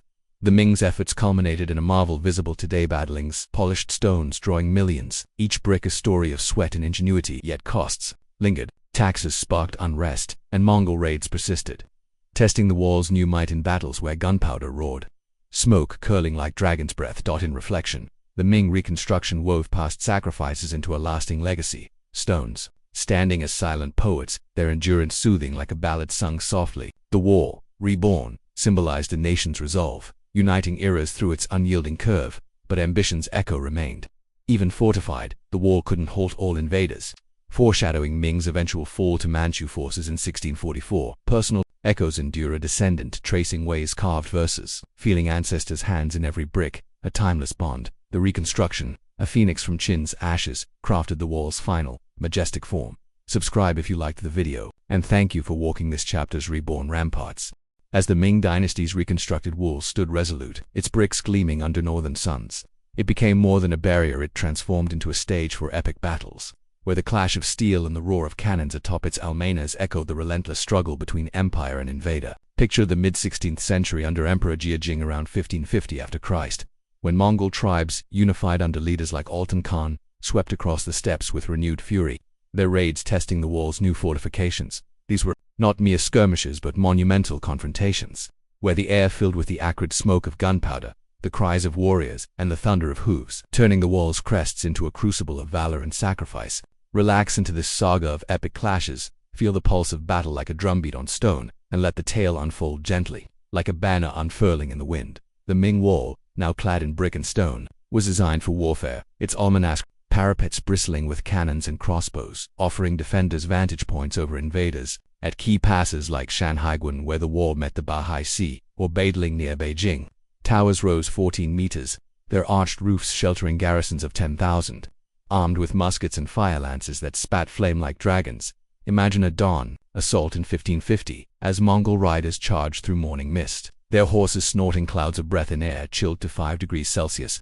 Guardians, led by General Qi Jiguang, manned the almenas, their armor clinking as they loaded cannons, with iron bowls, fuses sizzling under torchlight. The first volley roared, smoke billowing like storm clouds, shattering the Mongol line as arrows answered, pinging off stone in a deadly hail. But then Mongols adapted, using ladders and grapples to scale walls, their warriors climbing with agility honed on steps, shouting war cries that chilled blood. Defenders poured boiling oil from murder holes, scalding screams rising as attackers fell, bodies piling at the base like broken offerings. At Joyongwen Pass, one epic battle saw Qi's forces unleash firecarts. Gunpowder-packed wagons rolled down slopes, exploding in fiery bursts that scattered horses in panic, the ground trembling like an earthquake's wrath.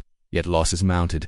Guardians fell pierced by arrows or slashed in hand-to-hand combat on narrow parapets, blood-slicking stones, their comrades dragging them to safety under a rain of missiles, hearts pounding with fear and resolve. Personal valor shone in these clashes, humanizing the chaos. Take Captain Li, a grizzled veteran from Shandong, stationed at a Beideling tower. During a night raid, as Mongols breached a gate with a battering ram, wood splintering like bones, Li rallied his unit, wielding a poleaxe with precision that felled 3 riders in a single sweep, his shouts rallying men as torches flared. But then, tragedy struck. An arrow found his chest, blood soaking his tunic as he collapsed against a cradle, whispering his daughter's name with his last breath. Comrades honoring him with a pyre whose flames lit the night, smoke curling like prayers to the heavens. The battles weren't one-sided. Mongol strategies tested Ming ingenuity. Altan Khan, conning as a step fox, used feigned retreats to lure defenders from walls, ambushing them in valleys where dust clouds hid archers, their bone-tipped arrows piercing armor with deadly precision. In 1550, his forces sacked Beijing outskirts, bypassing the wall through bribes to traitorous guards, a bitter reminder of internal frailties. But then, Qi Jiguang countered with innovations. Mobile units armed with muskets patrolled gaps, while rocket arrows, gunpowder-tipped missiles launched from towers, streaking like comets to ignite enemy camps, screams echoing across plains. as fires consumed felt tense. These clashes shaped the wall's evolution, fortifying its purpose. Towers added cannon ports, their barrels gleaming like iron eyes, while walls thickened to 10 meters at bases, resisting rams. Signal systems refined, beacons flashed coded sequences, 3 fires for imminent attack relaying warnings, 200 kilometers in hours, faster than galloping scouts. But then, the human cost deepened.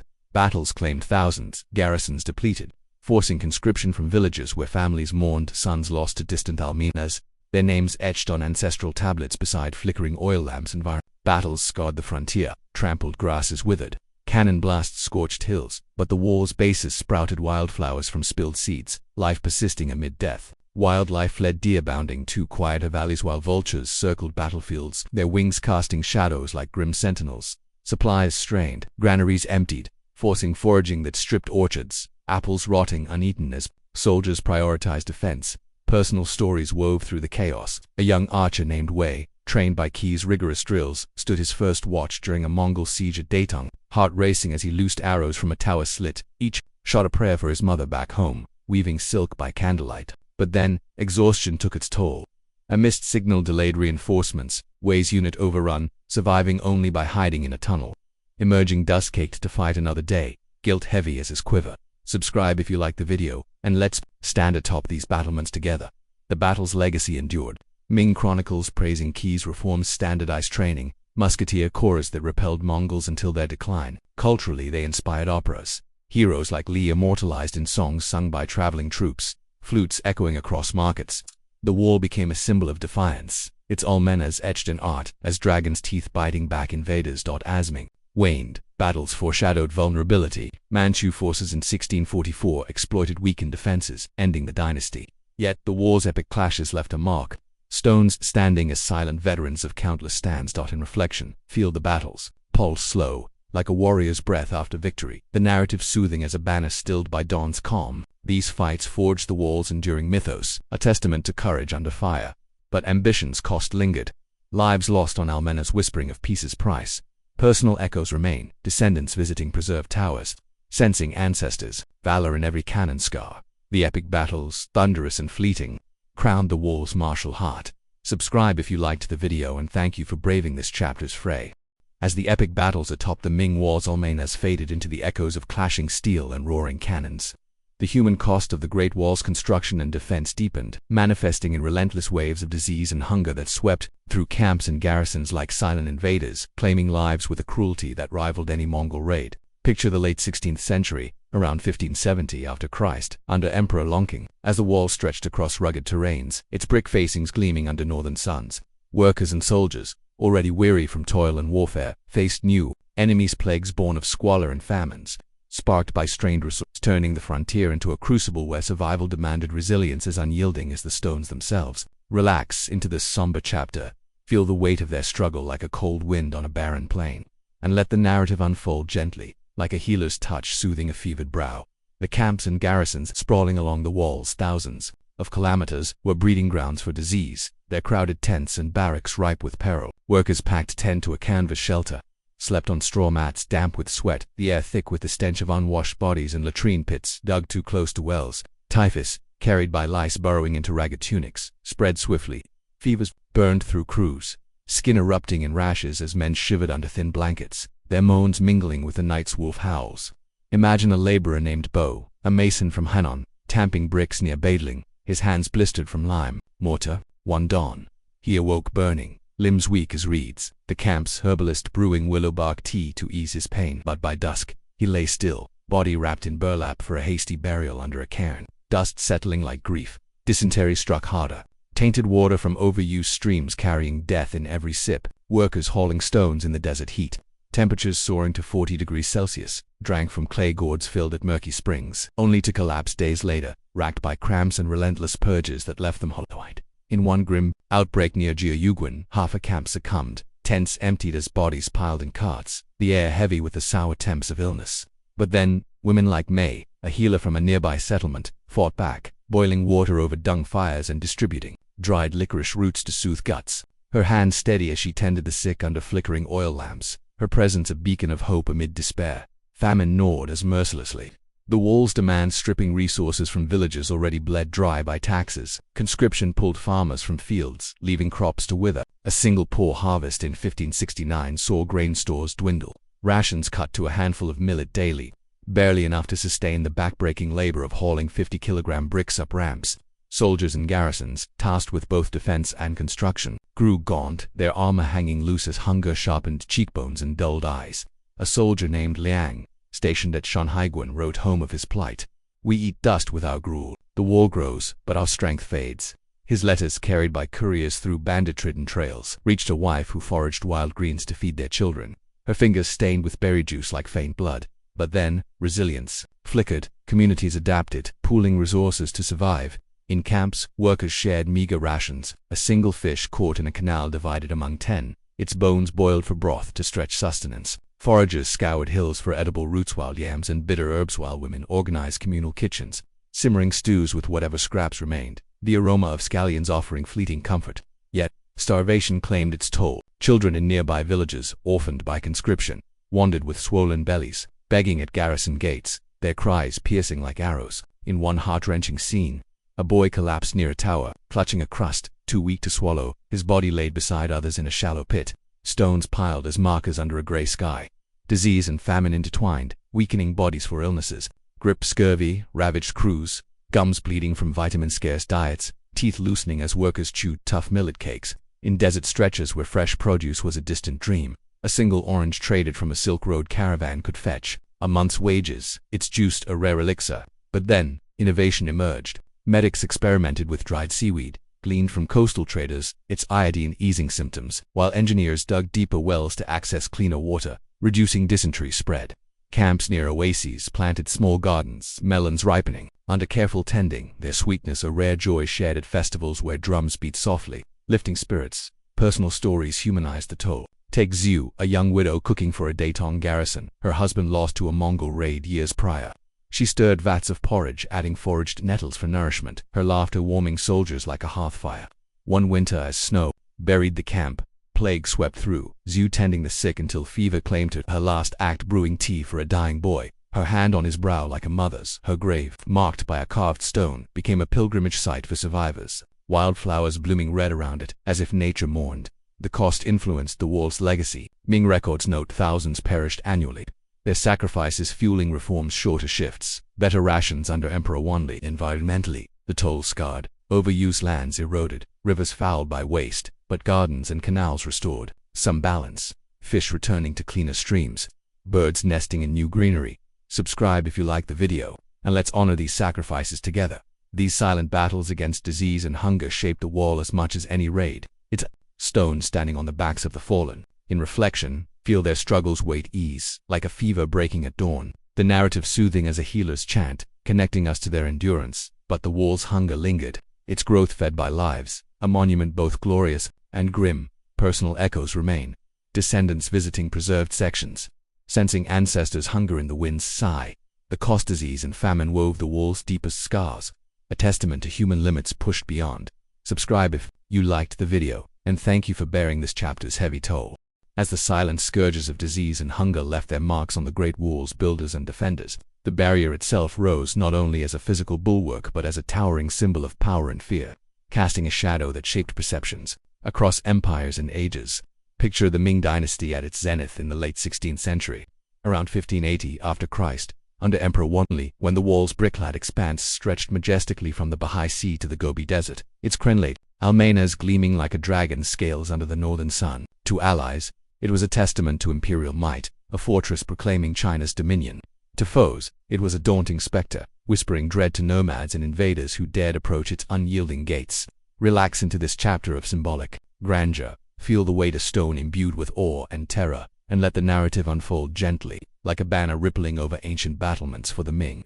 The wall was a deliberate projection of power, its reconstruction a statement of sovereignty after expelling Mongol rule. Emperors like Jiajing and Wanli poured vast resources, millions of silver taels and countless bricks fired in kilns, glowing red as dragon's breath, into fortifying it into a marvel unmatched in scale. At battling where hills rose sharp and rugged walls soared to 14 meters, towers spaced every 500 meters, bristling with cannons, their iron muzzles glinting like eyes of an unyielding guardian. Imagine a Mongol scout, Altan Khan's envoy, cresting a dune at dawn, the wall's silhouette looming against a crimson sky. Its sheer mass 8,850 kilometers of stone, freezing his heart with fear. This was no mere barrier. It was a declaration etched in earth, proclaiming the empire's resolve to endure eternally. A power radiating from every brick laid with sweat and sacrifice. Yet the wall's symbolism of fear was just as potent. Designed to intimidate for northern tribes, it was a stone serpent, a mythic beast swallowing grasslands, its watchtowers like unblinking eyes scanning the steppes. Ming generals, like Qi Zheguang, amplified this dread. Executions of captured raiders were staged atop Amina's heads displayed on pikes, blood dripping onto stones below as warnings carried by winds to nomadic camps. But then, fear turned inward. For Chinese peasants, the wall symbolized imperial oppression. Its construction fueled by taxes that starved villages and conscription that tore families apart. A farmer named Wei, tilling fields near Datong, gazed at the distant barrier. Its shadow a reminder of brothers lost to labor, his heart heavy with both pride and dread. The wall, a dual emblem of protection and punishment. Personal stories humanize this duality. Consider Mei, a merchant's daughter from a border town, who wove silk banners for garrisons, her needles threading dragons that mirrored the wall's might. She saw it as power incarnate, its gates shielding her market from raids, allowing trade with Sogdian caravans laden with saffron and jade. Yet during a festival, she overheard elders whisper of its costs and buried in foundations, their bones fueling tales of a cursed dragon that demanded blood. But then, her pride swelled when a Ming envoy clad in embroidered robes praised her banners from a tower, the wall's grandeur elevating her craft to imperial glory. Her heart torn between awe and the fear of its price, a tension woven into her threads. The wall's symbolism extended beyond China, resonating in distant courts. Persian traders, crossing Silk Road passes, carried tales of the great stone dragon to Samarkand, their stories inspiring awe in bazaars where spices scented the air. Roman envoys bartering glassware at Yemen Gate marveled at its scale, comparing it to their own Hadrian's Wall, though dwarfed by comparison. But then, fear tainted these tales. Mongol chroniclers spoke of the wall as a prison, locking their nomadic freedom behind stone. Their songs lamenting lost grazing lands, the barrier a specter haunting dreams of conquest. Culturally, the wall became a canvas for power and fear in art and law. Ming poets penned odes from its crests, likening it to heaven's ramparts, their verses on silk scrolls fluttering in palace halls. Operas dramatized battles, flutes mimicking arrow whistles, while paintings captured its serpentine curve under starry skies, dragons coiling protectively. Yet, folklore whispered of Firmin Jiangnu's legend evolved. Her tears now collapsing, Ming bricks a caution against hubris. Festivals honored the wall, lanterns floating like spirits, but elders warned children of its ghosts. Their stories, chilling like winter winds over stone, blending reverence with dread. Environmentally, the wall's symbolism altered landscapes. Its presence halted nomadic migrations, grasses reclaiming steppes, while towers sheltered birds, their nests softening the stone's harshness. But then, its construction scarred hills, quarries gouged deep, trees felled for kilns. The power of progress leaving wounds nature struggled to heal, a mirror to its fearful toll on human lives. The wall's symbolic might influenced Ming policy. Emperors fortified it obsessively, fearing Mongol resurgence. Resources diverted from internal reforms, sowing seeds of decline. By 1644, Manchu forces breached it, exploiting weakened garrisons, proving even the mightiest symbol could fall. But then, its legacy persisted. Qing rulers preserved sections, recognizing its power to unify, while poets continued its praise, fear fading into heritage. Personal vignettes illuminated its impact. A guard named Liang, stationed at Jiuyuguan, stood atop a tower at dusk, the wall's shadow stretching like an emperor's arm, pride swelling as he lit beacons, their glow a signal of dominion. Yet, fear crept in, rumors of unrest back home, taxes starving his family, the wall's grandeur a bitter contrast to their hunger. He carved a prayer into stone, hidden from overseers, seeking balance between awe and dread. Subscribe if you liked the video, and let's explore these symbols together, in quieter reflections. The wall's duality soothes like a paradox, resolved protecting fear, reminding us of costs, the narrative calming as a sunset over stone. Its image endures in modern China, a UNESCO marvel drawing millions, its stones whispering both triumph and tragedy, but ambition's shadow lingered. The walls might unable to halt time's march or human frailties, personal echoes remain, descendants tracing its path, feeling ancestors' awe and fear in every weathered brick. The symbols of power and fear, etched eternal, crown the wall's mythic heart. Subscribe if you liked the video, and thank you for standing beneath this chapter's towering legacy. As the Great Wall stood tall, its bricks and stones radiating symbols of power and fear across empires, It also bore witness to rare moments of tranquility, times of peace, when the almanzars, once bristling with cannons, fell silent, and the barrier transformed into a quiet guardian of prosperity and connection. Picture the Ming dynasty in the early 17th century, around 1620 after Christ, under Emperor Tianqi, when brief lulls in Mongol raids allowed the wall to breathe, its gates bustling, with trade and its ramparts hosting moments of reflection rather than warfare. These were fleeting interludes, where the scent of gunpowder gave way to blooming wildflowers along the base, and the wall became a bridge between cultures, a silent sentinel watching over a land at rest. Relax into this serene chapter, feel the calm of a frontier at ease like a gentle breeze over stone, and let the narrative unfold softly, like a lotus opening on a still pond. During these peaceful spells, the wall's role shifted from fortress to facilitator, its gates like Jiuguan and Shanhaiguan pulsing with the lifeblood of the Silk Road. Caravans wound through, camels laden with silk bolts shimmering in sunlight, their bells tinkling like soft chimes in air scented with saffron and sandalwood from distant lands. Merchants like Wei, a trader from Nanjing, crossed the threshold at Yamen Pass, his carts creaking with porcelain vases painted with azure dragons, bartered for Persian carpets and Roman glass beads that gleamed like stars. Guards, once poised for battle, now checked manifests with bronze scales, taxing goods with a lighter hand, their smiles reflecting a rare ease as laughter mingled with the clink of silver coins. But then, vigilance lingered. Sentries atop towers scanned horizons, crossbows at rest but ready, knowing peace was as fragile as the desert blooms wilting in summer's 35 degrees Celsius heat.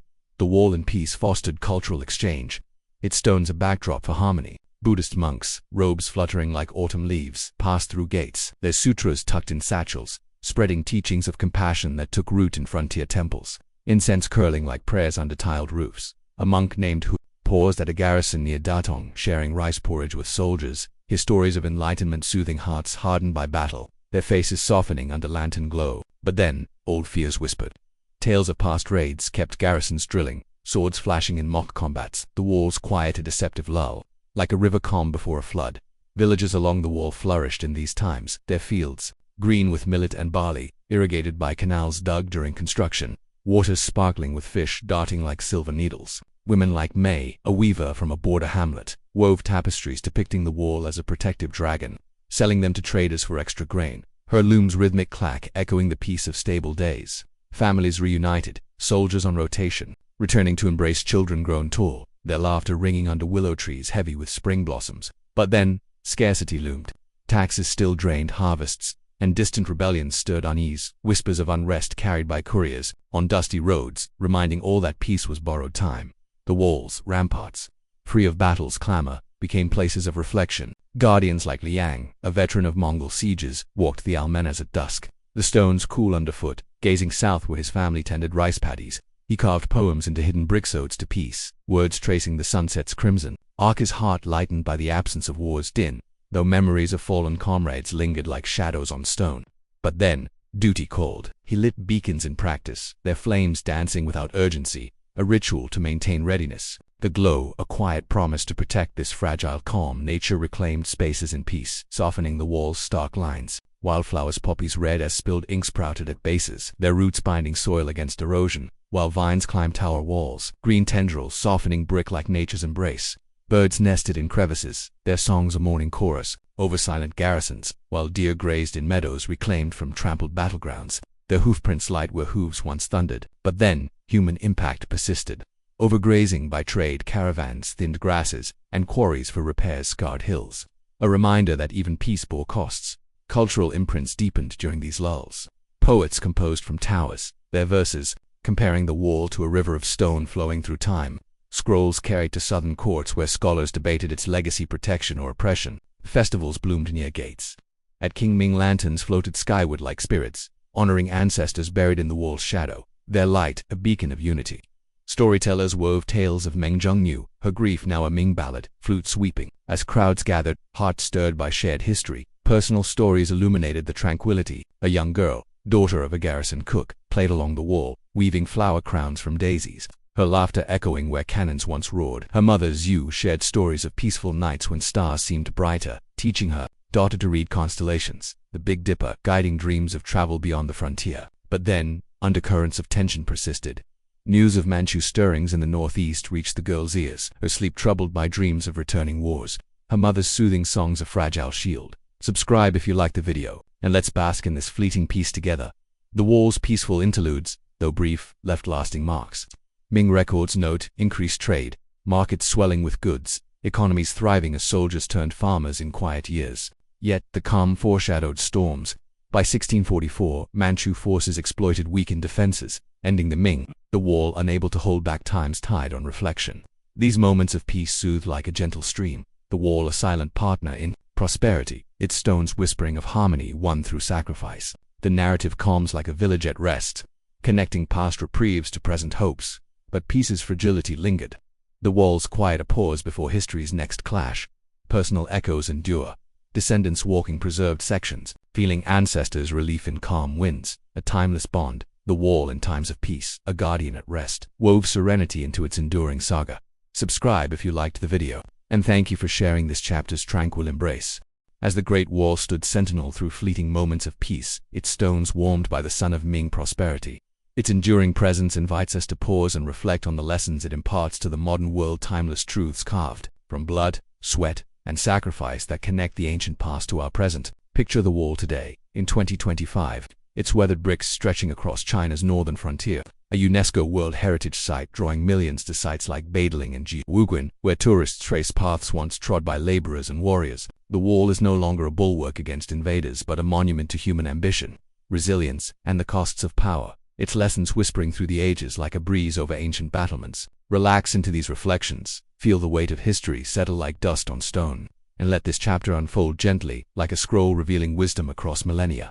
The wall's first lesson is one of ambition's dual edge. Qin Shi Huang's vision, in 221 before Christ, unified a fractured land. His wall, a bold stroke to shield an empire, its rammed earth foundations laid with dreams of eternity. Yet, ambition exacted a toll. Hundreds of thousands perished, their bones buried in the soil, families torn apart by conscription's cruel hand.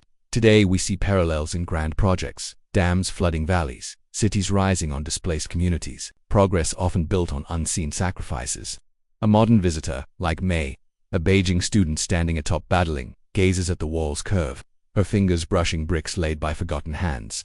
She reflects on her city's skyscrapers, built with migrant labor, their dreams echoing those of ancient workers, ambition's glory tempered by its human price. But then, the lesson deepens. Ambition, when tempered with compassion, endures. Han and Ming softened labor practices, their walls standing stronger for it, a reminder to balance vision with humanity. Resilience shines as another truth, etched in every stone. Workers like Wei, toiling under Qin's whips in 214 before Christ, or Ming masons firing bricks in 1570, faced storms, raids, and starvation, yet pushed forward, their endurance shaping a wonder that defies time. In 2025, this resonates. Communities rebuilding after disasters, earthquakes in Sichuan, floods in Henan mirror the wall's builders, their grit forging hope from ruin. May, reading of Meng Zhengnu's legend on her phone, sees resilience in her own generation, adapting to challenges like pandemics or climate shifts, their spirit unyielding as the wall's granite. But then, resilience demands sacrifice. Modern parallels healthcare workers during crises, their faces lined like ancient laborers, remind us that strength is born in struggle. A lesson carved in the wall's unbreaking line. The wall teaches unity's power, its stones linking disparate eras and peoples. From Qin's unification to Ming's trade gates, it bound a nation. Its Silk Road passes like Yemen, fostering exchange Buddhist sutras, Persian spices blending cultures like colors on a palette. Today, it symbolizes global connection. Tourists from Tokyo, London, and Cairo walk its steps, their languages mingling as nomads once did. The wall, a bridge across time. A guide named Liang, descendant of a Ming god, shares stories with visitors, his voice warm as he recounts trade and battles, seeing in their eyes a shared awe that unites humanity. But then, unity's shadow looms, the wall divided too, nomads from settlers. Its barriers echoing modern borders, walls physical or political that challenge global harmony, urging us to seek connection over division. Sacrifice. The wall's deepest lesson binds past to present. Countless lives, Qin's conscripts, Han's volunteers, Ming's masons poured their blood into its foundations, their stories like Meng Zhengnu's echoing in modern memorials. In 2025, we honor sacrifice in monuments to workers, soldiers, or activists, their losses paving paths to progress. May, lighting incense at a village shrine for wall builders, feels their weight in her own sacrifices. Late nights, studying dreams, deferred for family, knowing small acts build legacies. But then, the cost warns us. Unchecked power, like Qin's tyranny, consumes lives. A caution for leaders today to wield authority with care. lest history repeat its grim toll. Environmentally, the wall's lessons endure. Its construction scarred hills, felled forests, yet Han's oases and Ming's windbreaks showed adaptation, greening deserts with willows, sustaining life. Today, climate efforts, reforestation, renewable energy echo this balance, nature and ambition intertwined. Wildlife thrives along preserved sections, birds nesting in crevices, a reminder to coexist with the earth. But then, scars remain, quarries and erosion warn of overreach, urging sustainable paths for modern megaprojects. Culturally, the wall inspires its image in films, art and literature, a beacon of human will. Festivals at its base, lanterns floating like ancient wishes, connect us to ancestors' dreams. Liang's stories, told under starry skies, weave folklore into modernity. Tourists leaving with tales that ripple globally. The wall, a shared heritage.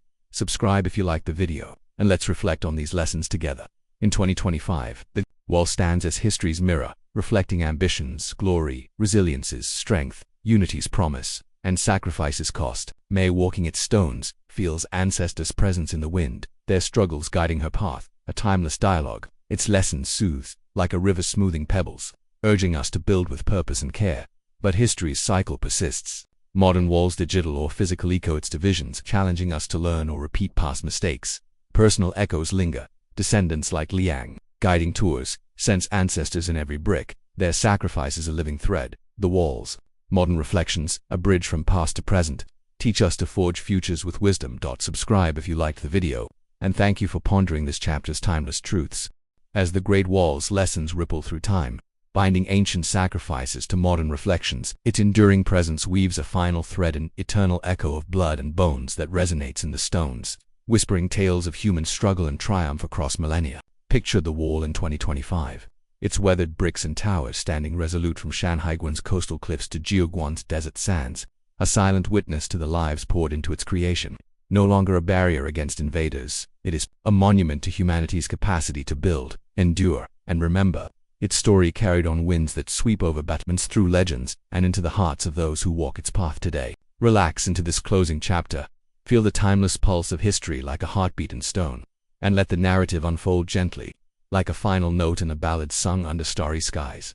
The echo begins with the lives sacrificed countless souls, from Qin's conscripts in 221 before Christ to Ming's masons in the 16th century, their blood and bones grounding the wall's very existence. In Qin's era, workers like Bo, chained and marched north, tamped earth under whips, their bodies buried in shallow graves when exhaustion claimed them, bones blending with soil as if to anchor the empire's dream. Han volunteers, like Feng, carried stones through desert storms, their deaths from fever or raids adding to the toll, while Ming builders like Wei fired bricks in kilns, some falling to disease or accidents, their remains entombed beneath our estimates vary, perhaps 1 million perished over centuries. Their anonymous sacrifices the wall's true foundation, their spirits lingering in tales like Meng Jiang News, her tears collapsing stone to reveal a husband's bones, a story echoing in every crack and crevice.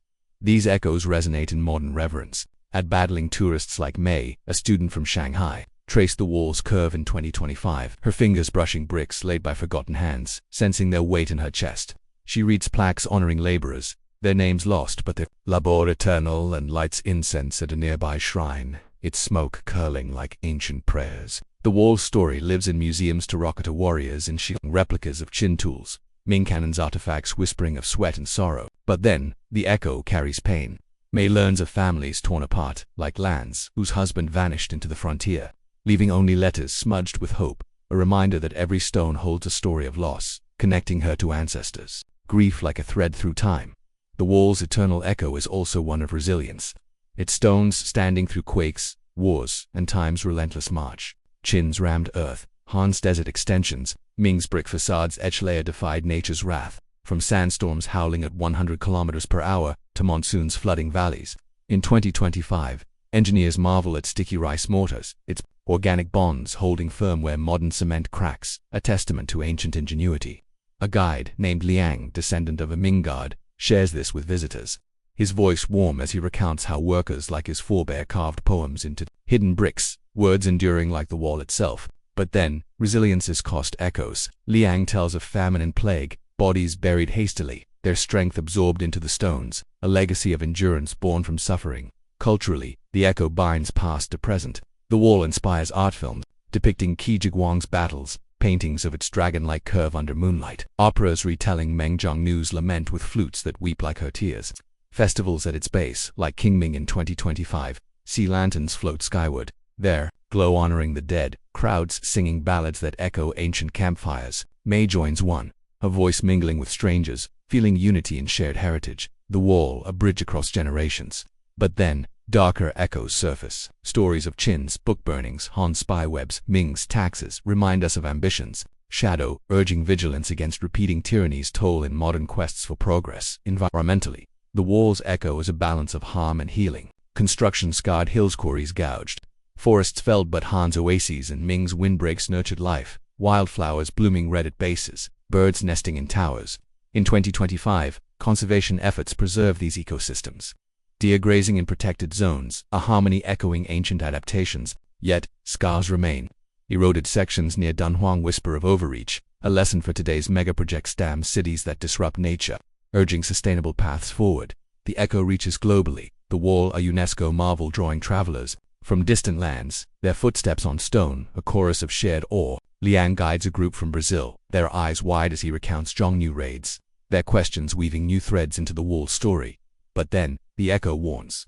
Modern borders, physical or digital echo. The wall's divisions, challenging us to foster connection over separation, to learn from its unity forged through sacrifice. Personal stories keep the echo alive. May, reflecting by a tower, imagines her ancestor a Han cook, stirring stews under starry skies, her resilience shaping May's own perseverance in studies, dreams built on past strength. Liang, too, feels his god ancestor in the wind, his pride in guiding tourists, a continuation of eternal vigilance. But then, the echo carries loss. Unmarked graves, forgotten names, urge remembrance, their silence a call to honor the unsung. Subscribe if you like the video, and let's carry these echoes together. In 2025, the wall stands as history's heartbeat, its blood and bones pulsing in every visitor's step, a monument to ambition, resilience, and sacrifice. Its lessons balance power with care, honor the fallen, unite through shared struggle, soothe like a final verse, connecting past to future in an eternal embrace. But echoes never fade. The wall's story lives in us, urging wisdom in building tomorrow's legacies. Personal threads endure, you listening a part of this echo. Your curiosity, a spark keeping history alive. The eternal echo of blood and bones, woven into stone, sings forever of human spirit. Subscribe if you liked the video, and thank you for hearing this final chapter's timeless song. As the eternal echo of blood and bones reverberates through the great walls of weathered stones, its legacy stands not as a mere relic but as a living bridge, connecting ancient sacrifices to the dreams of tomorrow, a monument that speaks to the heart of humanity across ages. Picture the wall in 2025.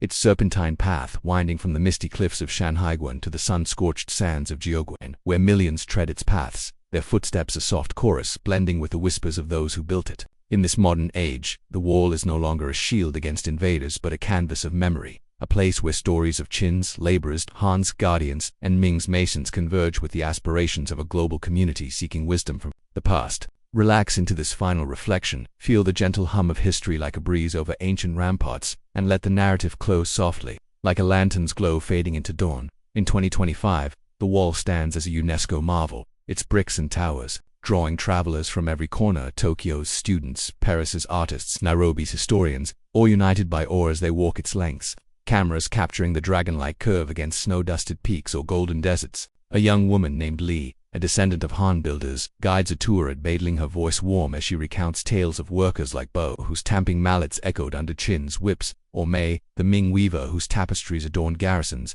She points to a weathered brick, its surface etched with faint carvings, poems of love and loss left by hands long gone, their words a heartbeat in stone. But then, the past feels alive. Li shares how her grandmother told stories of ancestors' sacrifices, their bones in the wall's foundation, urging her to honor them by teaching history, a duty as eternal as the sentinel's watch. The wall's modern role transcends tourism. It's a classroom for humanity's lessons. Schools visit children like Xiao, a Beijing 5th grader sketching its towers under spring skies, learning of resilience from laborers who defied storms and hunger. Zhao's teacher reads Meng Zhongnu's legend, her tears collapsing stone, a tale that softens his heart, teaching empathy for those whose lives built grandeur. But then, the lesson sharpens. He learns of Qin's tyranny, Han's spywebs, Ming's battles, warnings against unchecked power in today's world, where digital walls or borders echo ancient divisions. The wall whispers balance, ambition must marry compassion, progress, honor, sacrifice, a truth as solid as its bricks. Culturally, the walls echo shapes, art, and identity. Films in 2025 depicted saga epics of Qi Jiguang's battles, dramas of workers' loves lost screened in Shanghai theaters. Their scores, swelling with flutes that mimic ancient winds, artists painted silhouette under starry skies. Canvases sold in Xi'an markets where incense scents the air, while poets pen verses comparing it to a river of time, flowing through China's soul. Festivals at its base, like the Lantern Festival, see thousands gather, floating lights skyward like souls of the buried. Their glow, a tribute to resilience. Li joins, her lantern carrying a wish for unity. Its flicker mirroring campfires where workers once sang, thread connecting her to ancestors' dreams. Environmentally, the wall's legacy teaches stewardship. Conservation in 2025 preserves its ecosystems, wildflowers blooming red at bases, deer grazing in protected valleys, birds nesting in tower crevices, a harmony echoing Han's oases and Ming's windbreaks. Yet, scars remain. Eroded sections near Dunhuang, worn of overreach, quarries echoing modern megaprojects, toll dams flooding homes, mines scarring earth. Li, volunteering with a restoration team, plants willows to curb erosion, their roots binding soil like ancient hands, a lesson in sustainable progress that soothes like a stream's murmur. Globally, the wall unites. Tourists share stories on social platforms, hashtags like #Great Wall Legacy trending as voices from Brazil to India weave its tales into their own stories of Hadrian's Wall. Inca roads, all monuments to human will. But then, its echo cautions. Modern walls political or virtual divide, urging us to build bridges instead. Learning from the wall's unity forged through sacrifice. A UN conference in Beijing cites it, diplomats invoking its endurance to inspire climate accords, a shared resolve to protect the future. Personal stories keep the echo alive. Li, guiding a family from Canada, sees her great-grandfather's spirit. In their awe, his labor as a Ming mason living in her pride. Zhou, sketching, imagines his ancestor, a Han god, standing watch under the same stars, his courage fueling Zhao's dreams of becoming an engineer, building for tomorrow. But then, the echo mourns. Unmarked graves, like those near Yulin, hold forgotten names, their silence a call to remember. To honor the unsung with every step on the wall. Subscribe if you like the video, and let's carry this final echo together. In 2025, the wall is humanity's heartbeat, its blood and bones pulsing in every visitor's gaze, a monument to ambition, resilience, unity, and sacrifice. Its lessons build with care, honor the fallen, unite through struggles, sweet like a final verse, tying past to future in an eternal embrace. The narrative calms, like a river smoothing stones, inviting us to shape tomorrow with wisdom. But echoes never fade. The wall's story lives in us, urging legacies of compassion and strength. Personal threads endure. You, listening, are its echo, your curiosity a spark keeping history's flame alive. The Great Wall, built with blood and bones, sings forever of the human spirit's unyielding song. Subscribe if you liked the video, and thank you for joining this timeless journey's end.